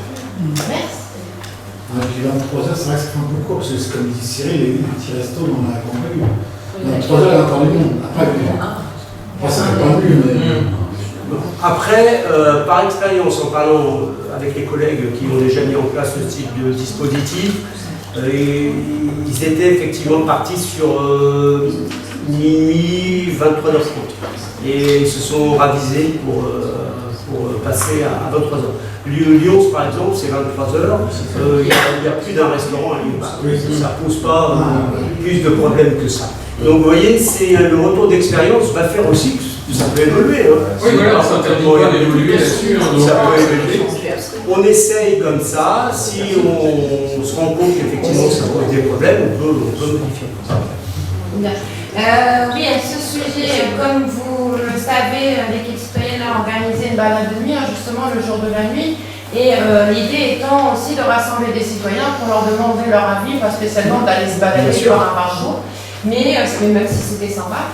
Et effectivement, la majorité, quand je mets vraiment l'ensemble des gens qui étaient présents, des personnes âgées, même des enfants avec lesquels moi je voulais échanger, étaient favorables à effectivement qu'on puisse enfin faire un peu plus attention, beaucoup la planète quand même. Je vous le dis quand même, dans ce qui ressort, c'est qu'on a eu des crises climatiques sévères cet été, c'est vrai, on a bien vu ce qui se passe, et les gens, c'est dramatique, mais il faut être dans le mur pour commencer à se rendre compte de l'impact de tout ça.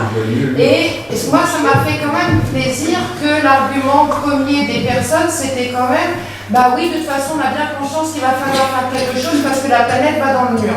Donc ça, c'était déjà intéressant de les entendre là-dessus. Bien sûr que, je rappelle, le jour de la nuit est organisé depuis 14 ans dans des communes qui au départ étaient soucieuses du développement durable et c'est pourquoi elles l'ont organisé.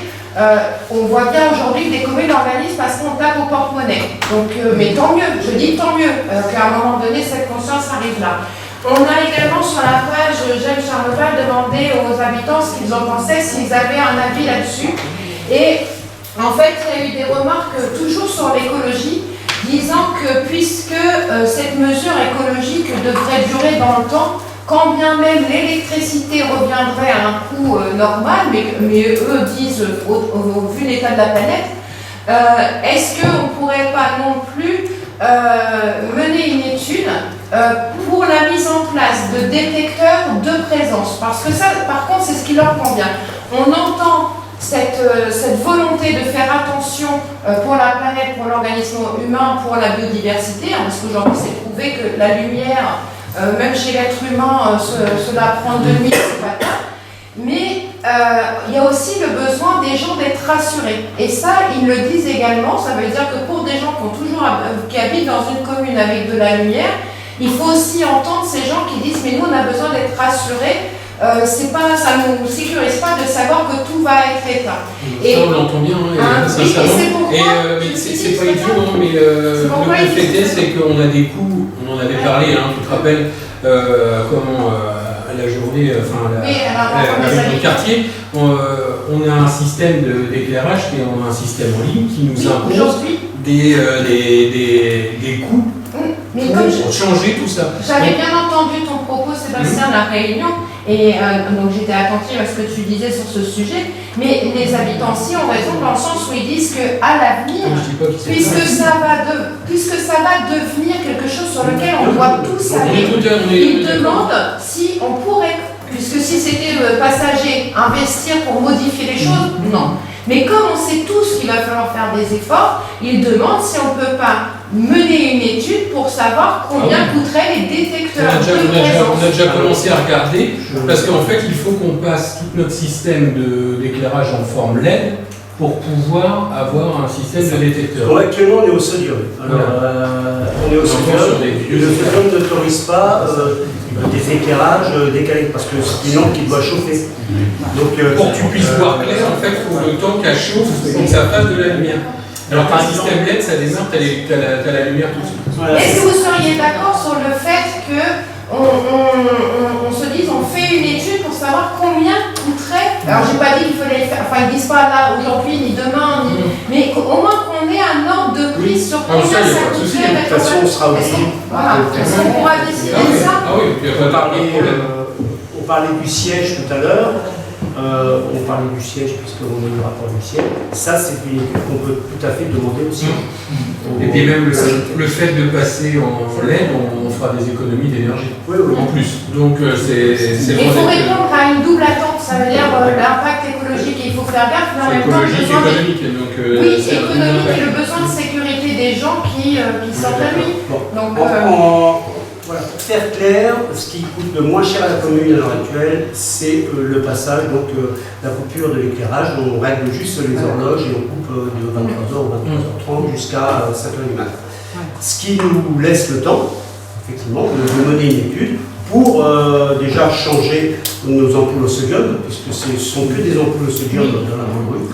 Et pourquoi pas dire, ben voilà, qu'est-ce que vous nous préconisez? Est-ce que c'est le téléphone? Est-ce que c'est un système de poussoir qui serait beaucoup téléphone, plus... tout le monde n'a pas l'appli. Bon, peut-être que le système de poussoir, c'est plus simple. Parce que vous connaissez le problème de l'électronique, quand ça fonctionne, c'est parfait, quand ça ne marche pas, c'est compliqué. Un poussoir sur un réverbère, ça peut déjà tout de suite. On appuie à une minuterie et puis il y a Ponmarche les pilotes là, avec leur application, les habitants avec leur appli déclenchent l'éclairage public qui va durer 20 minutes. Mais tout le monde n'a pas une application.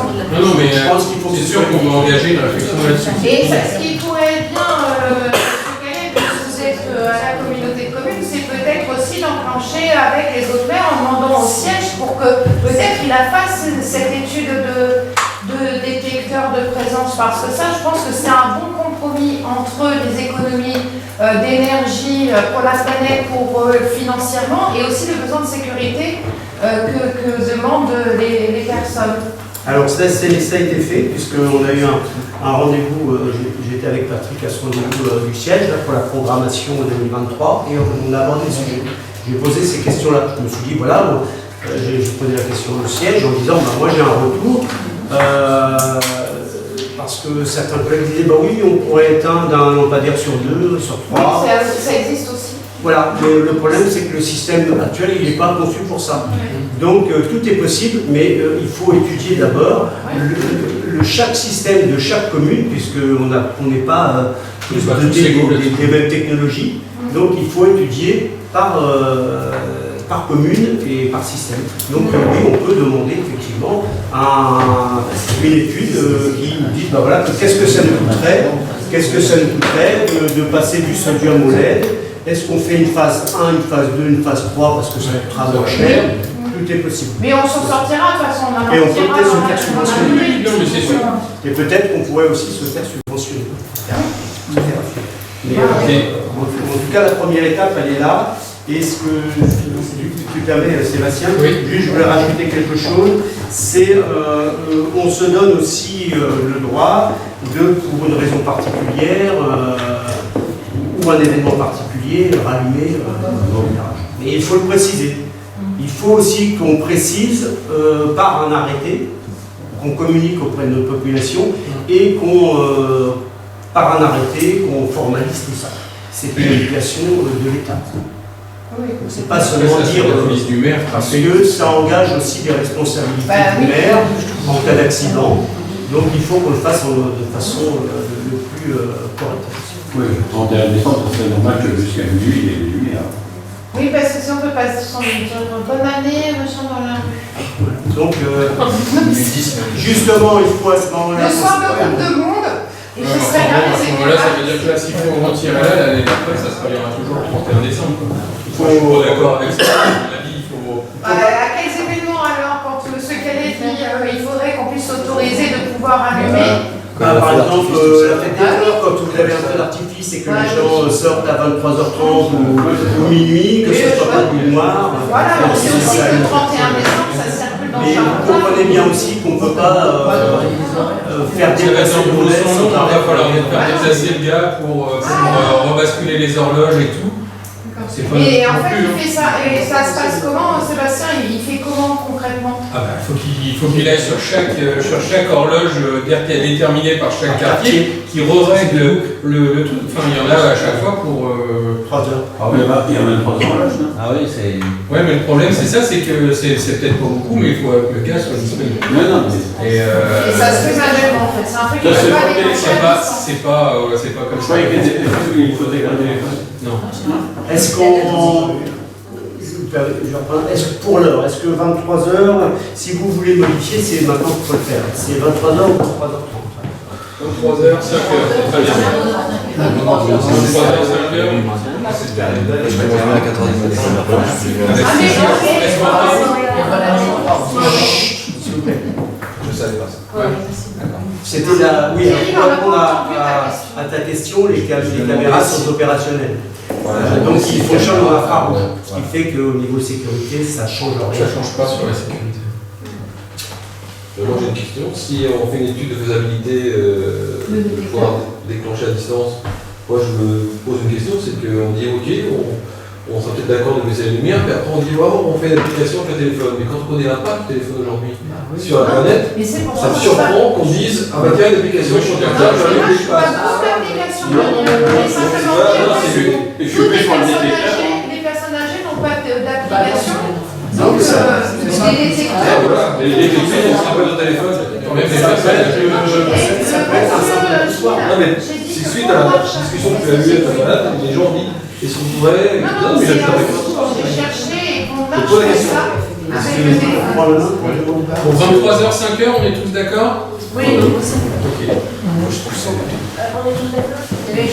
Non, mais exprimez-vous. Et à partir de quand est-ce qu'on est tous d'accord? Après, il faut savoir aussi que les restaurants, on en a qu'un à l'heure actuelle, qui sont des enseignes aussi. Il faut peut-être leur demander aussi. Il y a aussi des gens qui te disent C'est flexible. Des fois, ils baissent le rideau, mais à minuit, il y a encore du monde à l'intérieur. Oui, non, mais ça va représenter une dizaine de personnes. Après, ils ont C'est un peu égoïste. ils ont un éclairage extérieur, donc on ne peut pas pour un restaurant laisser.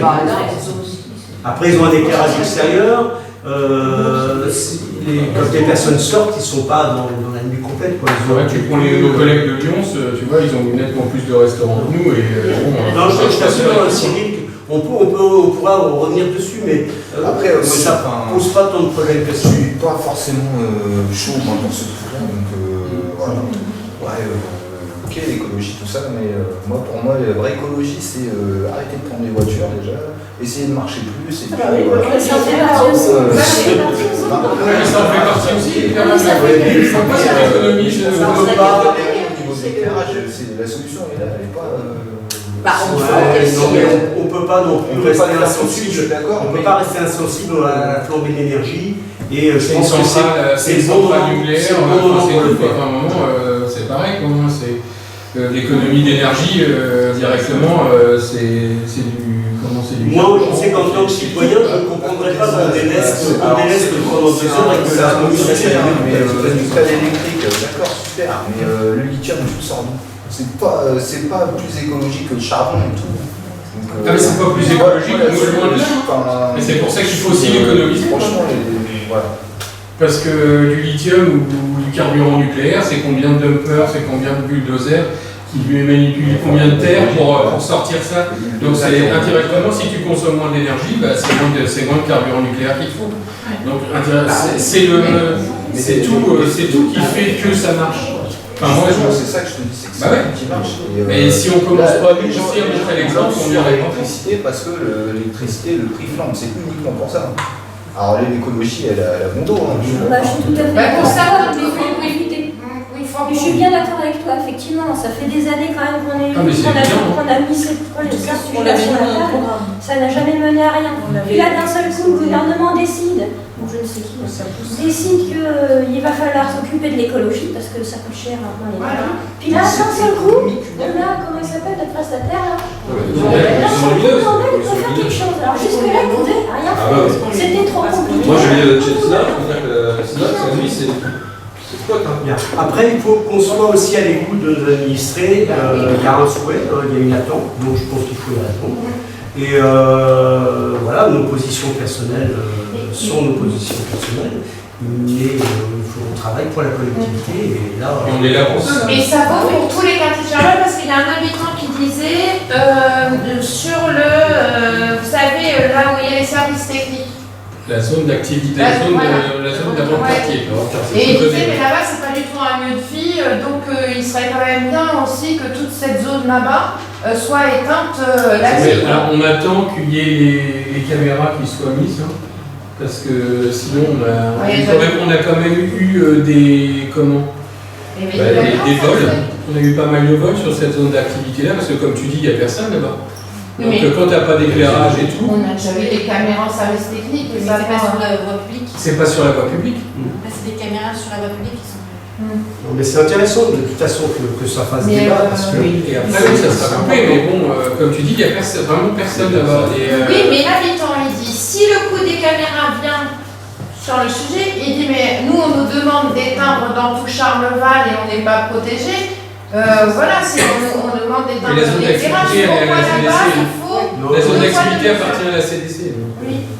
C'est peut-être à eux de montrer l'exemple. Ah oui, mais ils vont le faire, hein, parce que... Oui, non. Mais vous savez que je suis attaché à ça. En plus, je suis VP au développement durable, vice-président du développement durable. Je suis d'autant plus attaché à ça.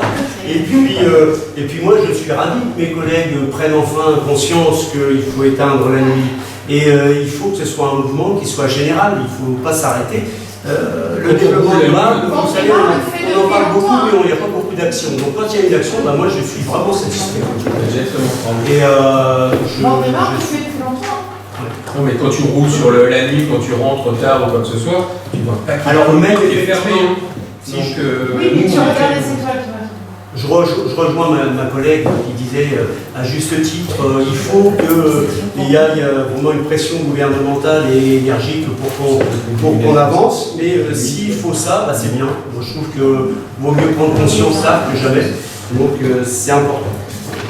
Et c'est vrai qu'il faudrait une grande cohérence parce qu'on ne va pas parler de Coupe du Monde dans des stades climatisés en Non, Angleterre. ça, c'est- Et c'est vrai que les gens n'ont pas. Les gens, quelquefois, ils en ont marre d'écologie parce qu'on leur demande à eux de faire des efforts quand on voit des Donc, il faut qu'on montre aberrations. l'exemple.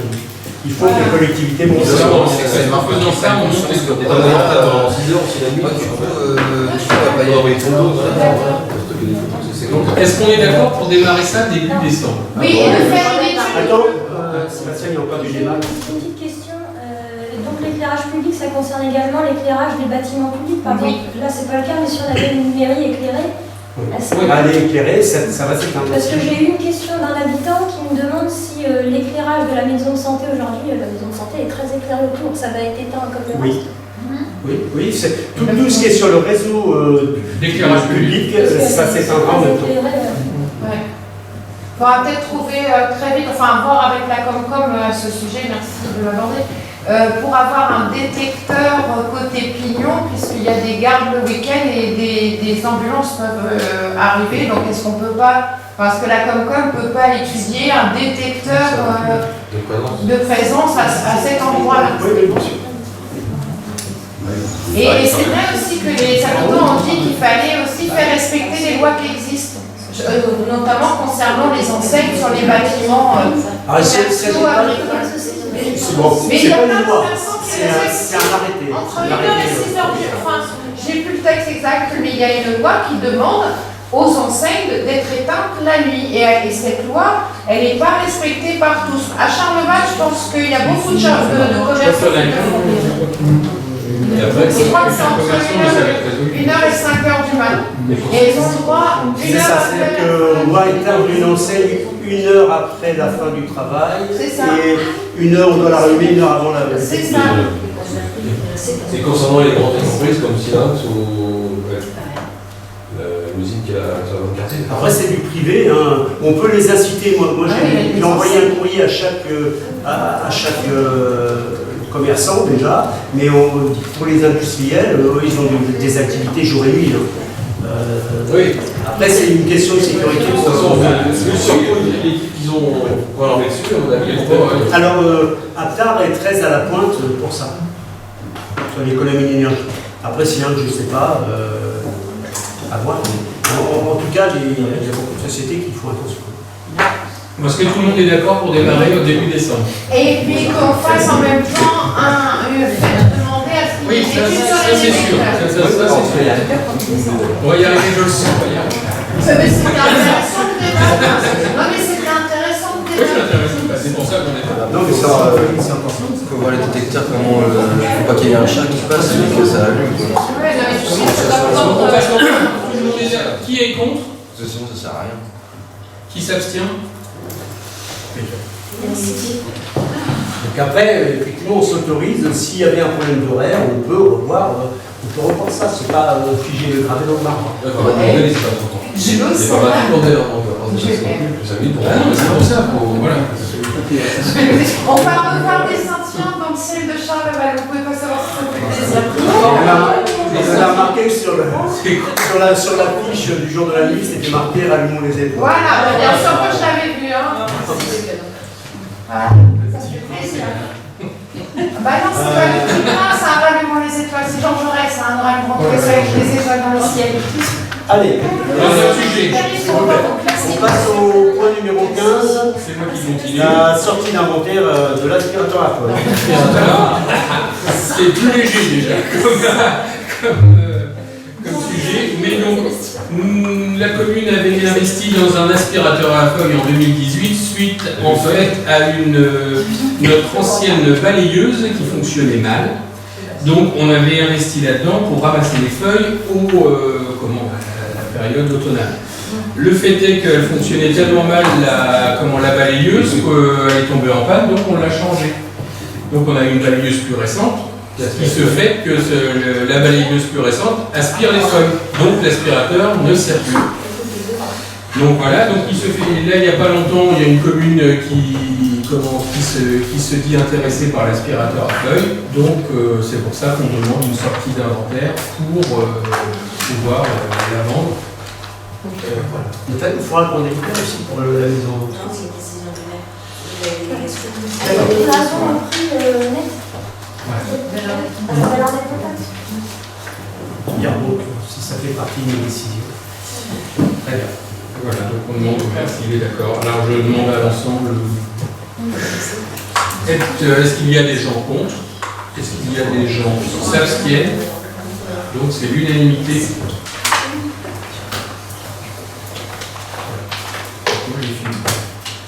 Merci M. Martin. Et je passe la parole donc à Mme Becquet pour la plaque commémorative du stade. Alors, il est proposé d'apposer une plaque commémorative au stade pour rendre hommage à M. et Mme Le Sag dans le cadre de leurs engagements au football club de Charleval. C'est vrai que c'était un couple qui se donnait beaucoup pour le foot. Mme Le Sag avait même les maillots, tout ça, ils étaient toujours présents à tous les matchs. Donc avec l'accord de la famille, on propose de mettre une plaque commémorative au stade. Est-ce que vous êtes... Pour compléter, c'est une demande qui nous a été faite par le président, par M. Lefebvre, l'ancien président du football club. Ah oui. Donc voilà. Donc j'ai préféré quand même qu'on le passe en conseil municipal pour que vous soyez tous au courant. Comme c'est un bâtiment communal, il n'y a pas de souci par rapport à ça. Sur le bâtiment, c'est ça? Oui, il y a déjà une plaque qui existe pour une personne qui était décédée, qui souhaiterait la mettre en dessous.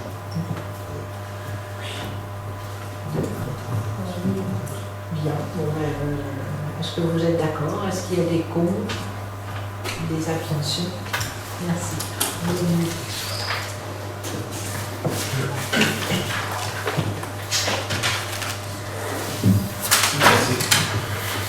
Bien, point numéro 17, les comptes rendus de délégation. Donc on a 2 points à évoquer. Le premier, c'est un mandat d'avocat pour le vol avec effraction au service technique. Ça concerne le 2e vol avec la voiture bélier. Donc la personne a été appréhendée et passe au tribunal là bientôt. Donc il faut qu'on puisse mandater un avocat pour défendre les intérêts de la clinique. Donc j'ai donné mon autorisation et ensuite donc la signature du marché d'assainissement de traverse pour la D1, on en a parlé tout à l'heure. C'était le marché que j'ai donc signé. Voilà, ça c'est les comptes rendus de délégation. J'en ai terminé en ce qui concerne ces points-là et je vais passer aux informations diverses. J'ai quelques informations à vous donner, notamment une sur la mobilité. J'ai rencontré dernièrement la région par la personne de Madame Lorraine Lacave. Ça consiste à une demande que j'avais faite au président pour pouvoir avoir une ligne directe entre Charleval et la gare routière et la gare SNCF de Rouen. On en a parlé avec Lorraine Lacave qui représente la région et puis on s'est mis d'accord pour aller un petit peu plus loin. On va donc mettre en place un questionnaire qu'on va adresser aux Charlevalais. Donc ça c'est important, je m'adresse aux Charlevalais qui nous regardent ce soir. Les réponses sont très importantes parce qu'ils vont vraiment déterminer ce que la région mettra en place sur la commune de Charleval. Donc plus on a de réponses, plus les Charlevalais vont répondre en disant voilà ce qu'on souhaite, voilà les destinations vers lesquelles on voudrait aller, plus on a de chances d'avoir de lignes régulières. Moi j'étais parti sur une ligne régulière Charleval-Rouen, centre. Peut-être qu'il y a d'autres demandes sur Val-d'Oreuil, je ne sais pas, ou d'autres parties de la région de PCI. Donc, en tout cas, le questionnaire va être distribué. On l'a reçu la semaine dernière. On est en train de le retravailler avec Trésor Madouba de la communauté de communes parce qu'il était beaucoup trop complexe et tout ne concernait pas. Donc, on le retravaille et ensuite, on le distribuera dans chaque boîte aux lettres et les Charlevalais pourront répondre en disant voilà ce qu'on souhaite. On va leur demander les horaires aussi de passage, ce qui pourrait être le mieux possible. Ensuite, on fait un débriefing avec la communauté de communes, on récupère toutes les infos, on synthétise tout et on revient vers la région pour leur donner les éléments et voir ce qu'ils nous proposent. Ce serait pour début janvier ou février, pour pouvoir mettre en place une ou 2 lignes qui pourraient desservir Charleval. Ce qui n'est pas le cas actuellement, puisqu'on a une ligne qui alimente seulement la partie. C'est un lycée, je crois. Oui. Galilée. Voilà, je cherchais entre la Châtelleraie et Galilée, c'est Galilée. Donc là, ça descend de Galilée. Mais on n'a pas de ligne qui va sur la gare routière ou la gare de Rouen. Ce qui est un petit peu dommage, alors que tous les gros bourgs de la vallée en ont. Donc affaire à suivre, je vous tiendrai au courant du résultat de l'enquête et puis de ce qu'on va nous proposer. Ensuite, la fibre, donc une tenue d'une réunion publique le 16 novembre. C'est un mercredi à 18h30, c'est à la salle Aragon à Romilly-sur-Andelle, avec la présence de tous les opérateurs. Donc intéressant, on va diffuser l'information sur les réseaux sociaux, mais diffusez aussi autour de vous. Si des personnes sont intéressées pour prendre contact avec des opérateurs autres que ceux qui sont proposés aujourd'hui, c'est-à-dire les gros opérateurs comme Orange, Bouygues et Free, ils pourront les rencontrer au mois de novembre. Pourquoi c'est pas à Charleval? Tout simplement, c'est une question de capacité de salle. Donc ces personnes-là se déplacent que quand il y a beaucoup de monde. Donc il fallait une salle qui puisse recevoir au moins 400 personnes. C'était la seule salle de l'EPCI qui pouvait recevoir autant de personnes. Il y aura aussi une estafette orange qui se déplacera là sur Charleval le 21 et le 22 novembre et qui sera présente sur la place de la mairie de 10h à 18h. Donc là aussi, les administrés peuvent venir rencontrer Orange pour éventuellement se raccorder.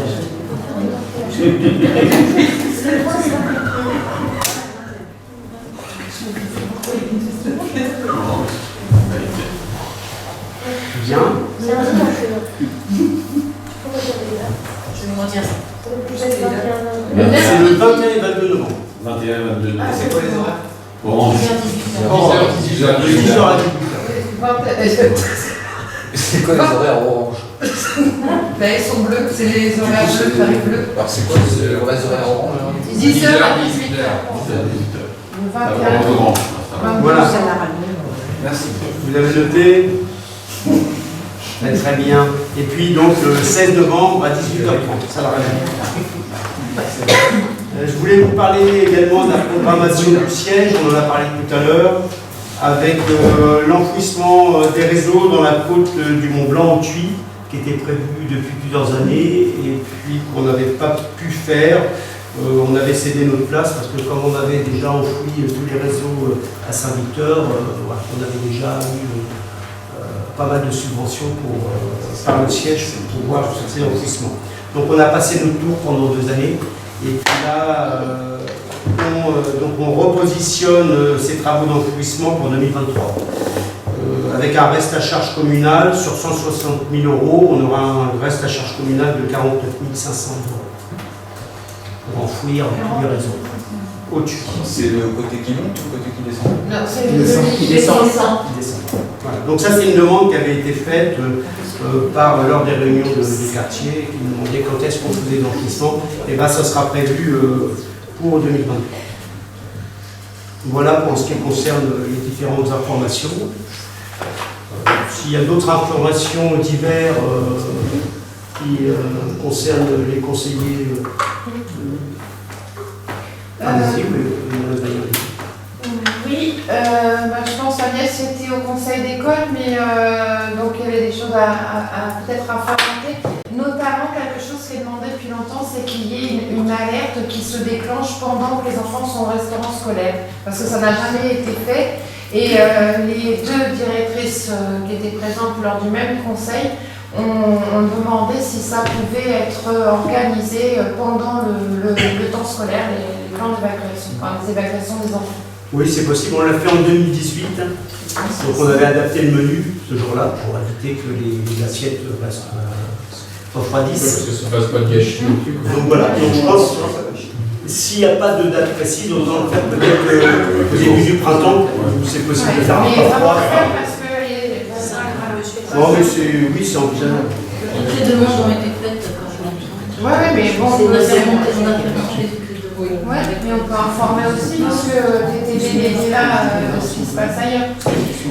Et puis, des habitants aussi de l'impasse Mérovée qui demandent si, alors là, il y a eu, à titre d'espace libre, une action collective qui a été faite avec les habitants pour entendre leurs difficultés.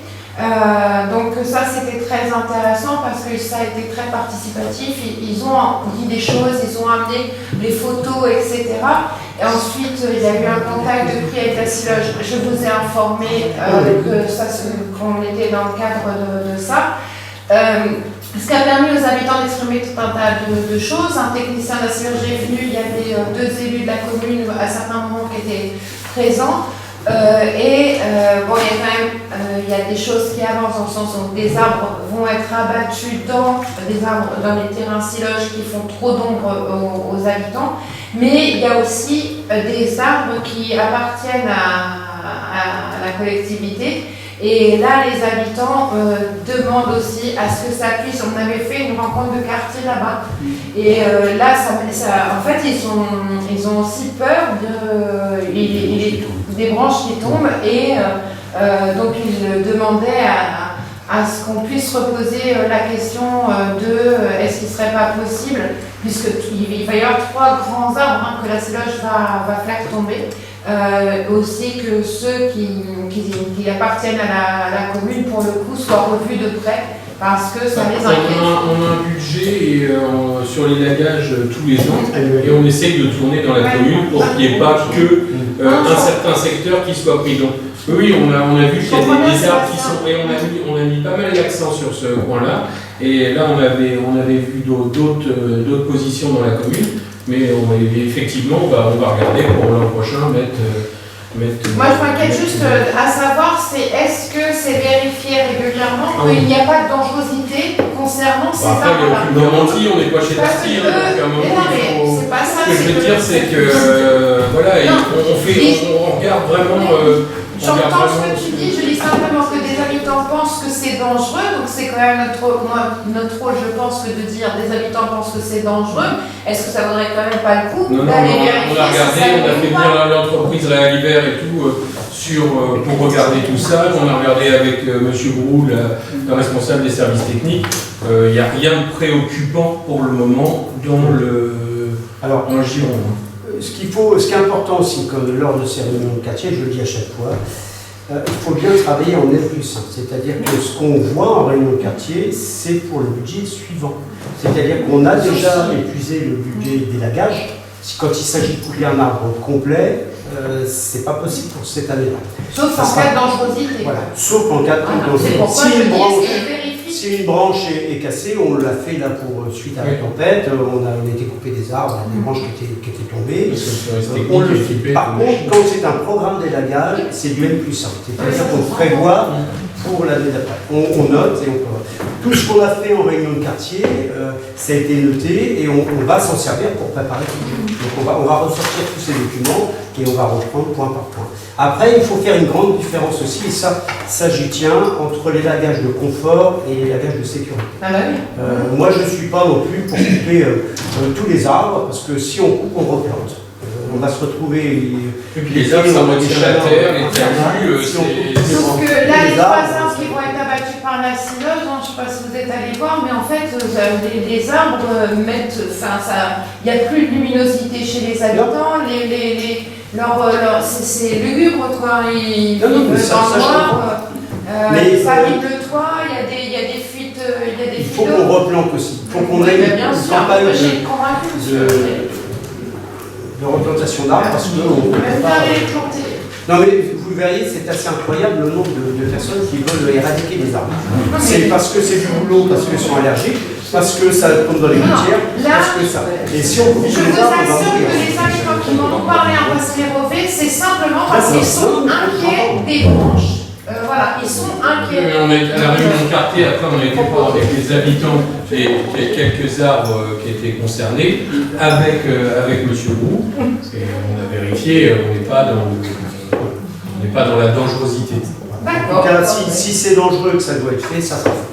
Moi, je proposerais aussi qu'on coupe la glycine sur Espace Libre qui commence à abîmer la toiture et puis le mur. On la trouve. Pourquoi vouloir couper, madame, et qu'il y ait une jolie glycine du Je ne demande pas de couper au pied, mais au moins. Ah oui, on l'élague. Voilà, je vois élaguer.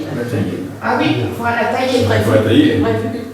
Comme tous les corps. Il faut que je réfléchisse. Très bien. Voilà, je vous rappelle aussi que le 30 octobre, je vous donne tous rendez-vous à 9h45 en bas de la côte du Guide pour la marche dans le cadre d'Octobre Rose et avec une minimum de participation de 2 € et les dons seront donnés au profit d'Agir pour Bécrel. C'est une excellente initiative. Ceci est organisé par qui précisément? Par le FLEP, la mairie et les challenges. Donc voilà, si vous voulez participer, moi je participe, donc à bon entendeur, salut, vous êtes les bienvenus. Très bien. Est-ce qu'il y a d'autres informations? Oui, juste, mais je pense que vous avez eu l'info également, Fontaine-Bulan, Saint-Ravine, et j'ai eu aussi, il y avait M. Albert, mais il m'a dit que vous avez rencontré M. Calais il y a déjà un moment, mais il y a un problème à son entrée. Donc il m'a dit ça vite fait. Ça se situe où? Juste à côté de M. Almebourg, là où il y a le Oui, on est sur la problématique. Oui. Mais en plus de ça, avant cette semaine, M. Albert m'avait, parce qu'on n'avait pas eu le CM avant, m'avait dit qu'il avait un problème avec son entrée. Donc je vous en fais part pour que vous puissiez passer voir. C'était avant Sarah. Mais on est déjà sur ce sujet-là, on s'est déjà déplacé plusieurs fois. Il y a plusieurs problèmes en fait à cet endroit-là. Il y a aussi il y a eu des coulées de boue il y a quelques temps. Il y a tout un pan qui s'était affaissé là, rue Fontaine-Bulan avec plein de boue qui était descendue sur la route. Et en fait, toute cette boue est passée dans les abattoirs. Il y a bouché. C'est du sédentaire, c'est du c'est pour ça que dès qu'il pleut beaucoup, ça monte en pression. Donc là, il faut curer en fait les avaloirs pour pouvoir avoir une capacité de. Et ça ne peut pas se faire du tout. Donc on va le prévoir pour 2023. On va essayer de trouver une solution pour éviter. Parce que c'est pas donné comme ça. Mais c'est un double problème pour les Et comme info générale, le 31, il y a l'initiative de Charles Latitude, il y a le défilé d'Halloween en partenariat avec, il y aura Espace Libre en fait, il y aura les Diablotins et le comité des fêtes. Et la collectivité prendra en charge la diffusion d'un film pour les enfants. C'est ça. Donc la commission de sécurité est passée hier. On a rencontré la préfecture et les gendarmes et donc tout est calé. Et voilà, il y aura une chasse aux sorcières. Voilà. Moi, je serai déguisée en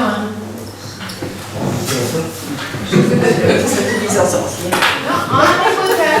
Très bien. Et puis bien sûr la foire à tout bientôt. Le 6, la foire à tout de la commune, organisée par Lucienne. Merci. Il n'y a plus d'informations.